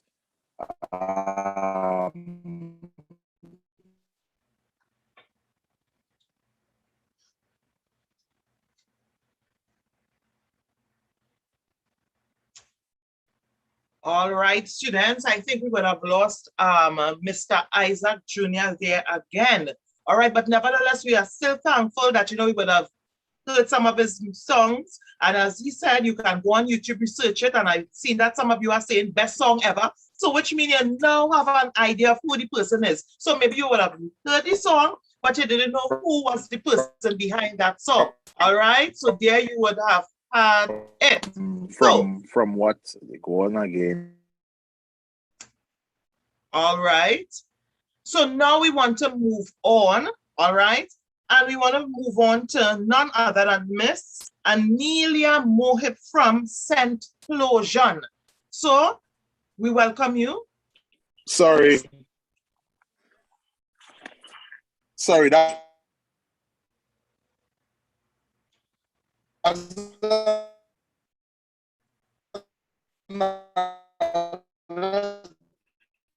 that's another thing that's a little annoying when you're in the music industry. People always, so sorry about that. But guys, thank you for having me. I'll hopefully I can meet some of you guys in person when this all, when we back to the new normal, as they say. All right, so thanks again, guys, and be safe and obey the protocol, and tell your parents to obey the protocol too. All right, have a good one. Okay, nice. So guys, there you would have had it again. All right, so we want to move right along. So we thank you again, Mr. Isaac. So we're moving right along to Science Explosion or Sense Explosion. All right, and as I said earlier, we want to welcome none other than Miss Anelia Mohip. Hi, everyone. Good evening. Thank you for that introduction, Mrs. Morgan. So again, my name is Anelia Mohip. I'm 25 years old, and the name of my business is Sense Explosion Candles by Anelia. All right. So as we begin, I did make some videos for you all. So let's go to look at that, and then I will take some questions or entertain anything that you all would like to speak about in the process, right?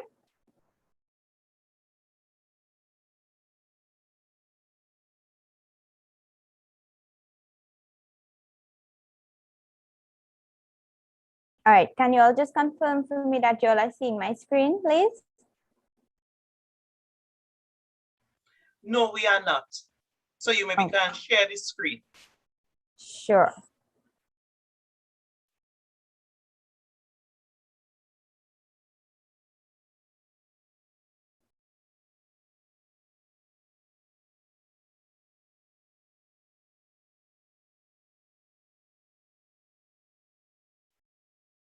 Okay, are you all seeing it now? Yes.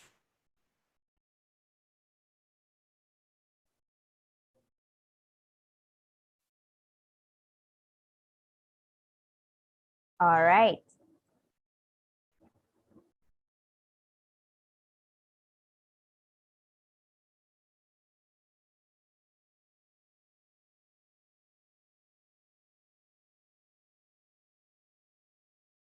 All right, so here we have again just the logo of my business where you can see Scent Explosion, Candles by Anila.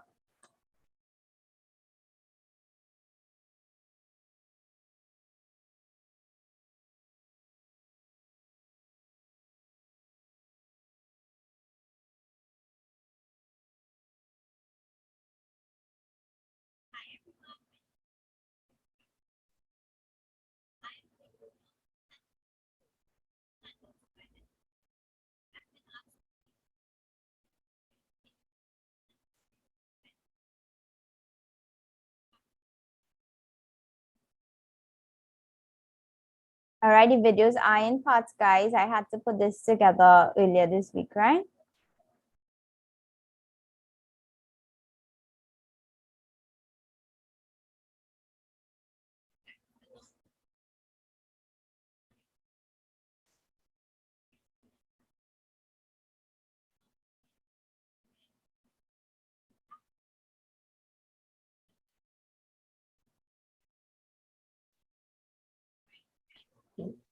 We are not hearing the video.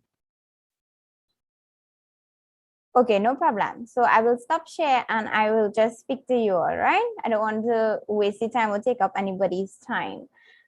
So I was saying that I am 25 years old, and along with being a small business owner, I am also a teacher and an Indian classical dancer.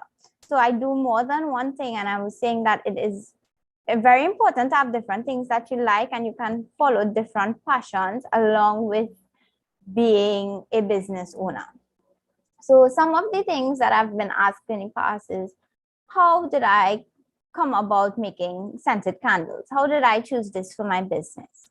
So a little background on that is that my dad passed away, and dealing with that, I decided that, you know, I need to find a hobby. I need to get something to keep me occupied. And I was on YouTube and I came across candle making, and I found it to be very interesting. So I started doing a little research about the materials that I would need, where in Trinidad that I can get these materials and all of that. And eventually I did find a shop that had the candle wax and containers and everything that I would have needed to make candles. So I went and I purchased some materials. I came home, made some candles, and they were not great. My first attempt was not great. However, I went back again and researched why certain things happened and whatnot, went back and purchased materials for a second time. And, you know, in the process of doing it over and over, I did get the desired results that I wanted. So I know a lot of you all may have access to different devices, tech devices, because we have seminars like these as well as Zoom classes and stuff going on now. So you can use your laptop, your cell phones, your tablets, all of those things to do constructive work. So you all can research things that you all may like to do using these devices and find something, a hobby maybe, that you can turn into a business the way that I turned candle making into my business. So after my family and friends saw a couple candles that I made, they decided that they wanted to place a couple orders for that Christmas to give us gifts and tokens of appreciation. So that is where the idea came about to turn my little hobby into a business. And since then, since 2017 to now, I have been making candles as a sideline business, along with my teaching and my dancing. So I just want to tell you all, it does not matter where you start, but and how small you start. Because when I started as a hobby. I had no idea that this would turn into a business and I would be given the opportunity to speak to the students of St. Patrick District and none of that, and it would be on YouTube. I did not have any clue that I would be here speaking to you all about owning your own business. So no matter what it is or how little it is, you can start doing something. So Mrs. Morgan, I don't know if you all are taking questions from the students, if they would like to ask anything at this time. Yeah, sure. What were some of the challenges that you faced in this business?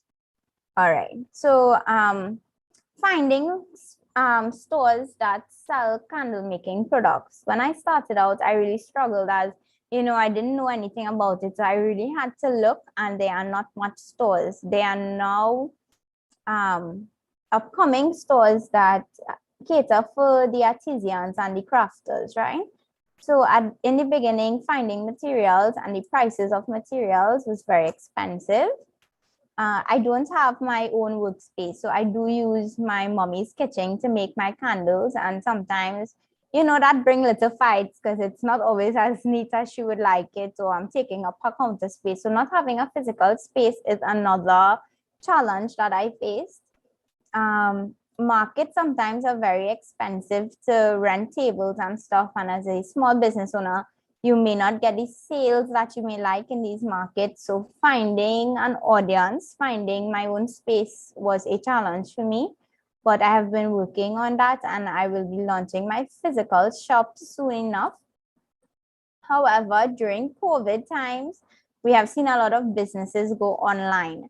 So it is important to have a physical shop, yes, but it's also important to maintain your existence online. So talking about online, that is another challenge. Being on social media, sometimes you may get a number of likes, a number of follows, but you don't really get people purchasing your items online.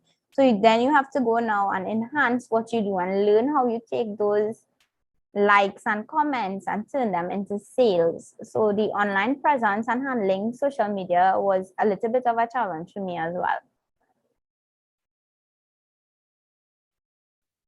Okay, sure. They would also like to know, in terms of candles, do you use wax as well? Yes, I do. Without wax, you can't have a candle, right? So my candles are made from different ones and for different occasions: soy wax, coconut wax, paraffin wax. There are many different types of waxes that you can make candles from. Thank you. Question: at what age did you started making candles? I started at 20 as a hobby, and by the age of 21, it went into a business. Okay, the children would also like to know if you have a YouTube channel where maybe you demonstrate the process of making candles.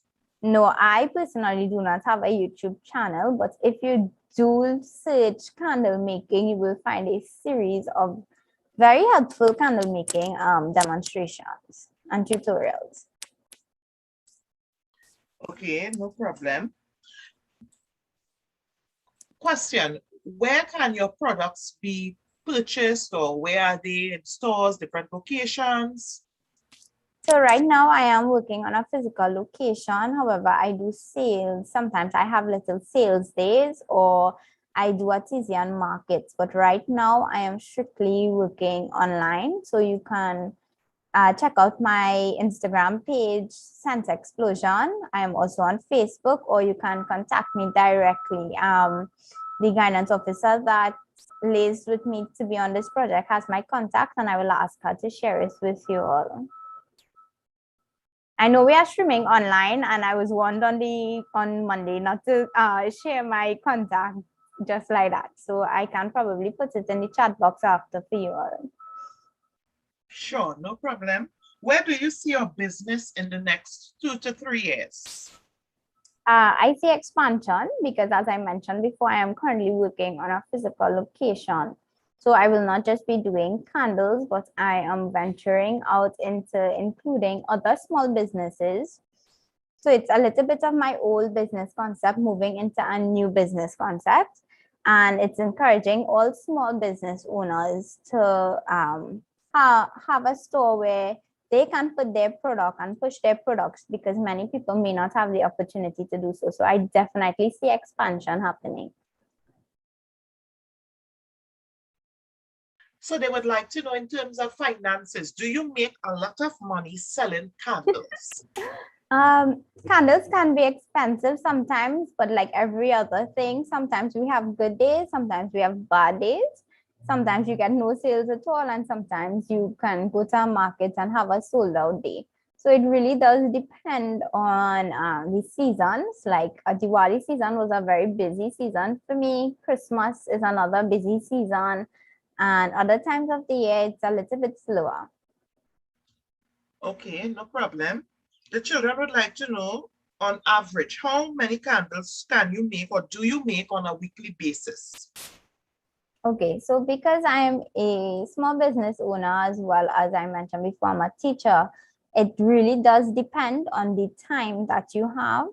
So sometimes if I have some free time, I make candles. So I can't say, okay, I spend 2 hours per day, because that's not true. Sometimes I work through my weekends or whatnot. But if you are making candles in batches, I make 30 candles or so in one batch. And as of lately, I found myself working strictly by orders so that I don't have a backlog of stock left with no sales, right? So I work also by orders, and we do customized orders. Okay, and in terms of pricing, what would be the cost of the candles? Okay, so I have candles starting at $30 and we go all the way up to $200. And if it's customized candles, then the price may differ. Okay, and what are some of the scents? Oh, nice. I have gardenia, which is a very sweet scent. It smells like flowers. I have cinnamon, peppermint, lavender. I have other things such as cappuccino, which smells a lot like coffee for the coffee lovers. And a wide variety of scents. I can go on and on, but on top of my head right now, being put on spot. What else do I have? I have pumpkin spice, which is a favorite also at this time of year. Nice. And if you all visit, sorry, but if you all visit my pages, and so you all will see the list of scents on Instagram, on Facebook. Okay, question.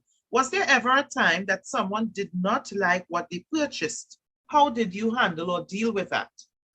Yes, I've had that. And in the process of having a dissatisfied customer, what I would advise everybody to do is find out why the customer wasn't happy or what was wrong with the product. Sometimes it could be your fault. Sometimes it's just the person not liking what they purchased. And in recent times, I did have someone not like their purchase. And what I offered to do was to do new products for them in an apology for whatever reason. So you be very professional about it. Remember, sometimes when you're in business, it's not always going to be good. Sometimes you do need to improve your good or service that you may be providing. So take constructive criticism. It's always important, no matter what you do, to take constructive criticism. And that's different from people just blabbing them out about what you're doing. If it's constructive, if it's in a way that you can improve what you are doing, then definitely take that and improve on your service. So I do offer, if people are not satisfied, I do ask how I can improve my service and probably resend products for them. Yeah. Thank you very much, Ms. Mohip. It was really a privilege to hear from you, a young person. and hopefully, the children, we know that they are motivated, and encouraged that you may meet stumbling blocks, but still continue. And sometimes it's not just only being in one profession, but you could also, pursue other avenues as well. As you would have said, you have different portfolios. Yes, So, definitely. And in closing, any final remarks that you would like to give to the students? I have remarks for the students and for the parents, teachers, the guidance officers, the adults basically, and those of you who may be watching on the YouTube channel. For the students, do not give up. You may find something that you may like to do as well, along with your schoolwork. Notes, Miss Anila is not saying do not do your schoolwork and just find something that you can go into business with. Your schoolwork, your academics is very important. But in between that, you can find hobbies and things that you like to do, and in future turn it into a business. So even now you can do that. As young people, I saw the slime craze took place about a year or two ago, and small kids and so were making slime and selling it to their peers and all of that. Some of you are probably like baking. So whatever it may be, you all feel free to explore your likes and your hobbies. For the adults, I am begging and pleading with you all, please motivate and support your students, your kids, in little things that they may like to do.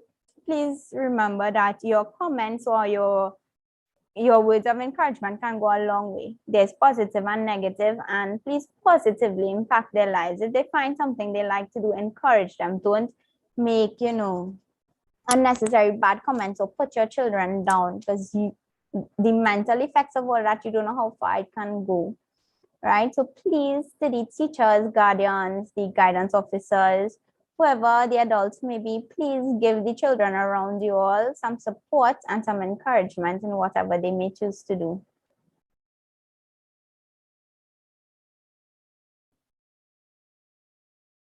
Mrs. Morgan, your mic is muted. I'm not hearing you. Yeah, sorry about that. I said thank you very much. Excellent words of advice and encouragement to the students, to the teachers, to us in the healthcare profession. So again, we would like to say thank you for taking the time and sharing your information.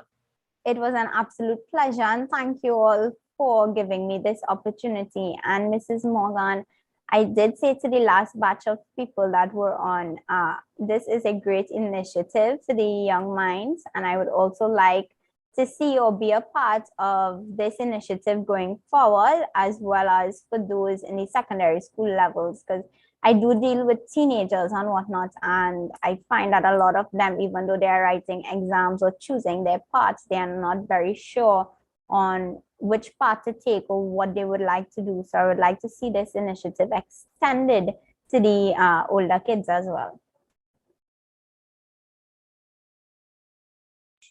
Thank you very much. All right. Have a good evening, everyone. Same to you. Bye.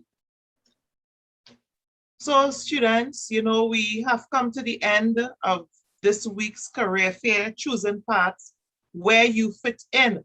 I really want to thank Ms. Mohip, for sharing and encouraging you to believe in yourself and, believe in your dreams, the things that you want to aspire to do or accomplish.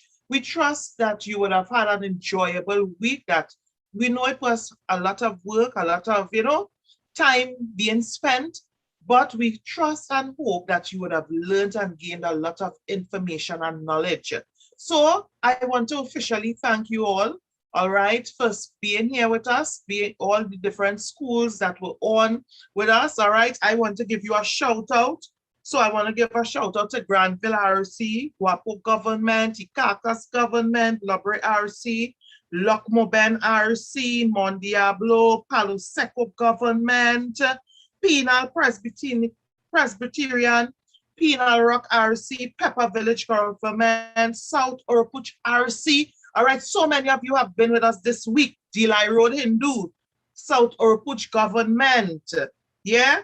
St. Christopher's, South Central AC, Tulsa Trace Hindu, Vance River RC, St. Bridget's Girls, Point Fortin Asha, Penal Queenam Government.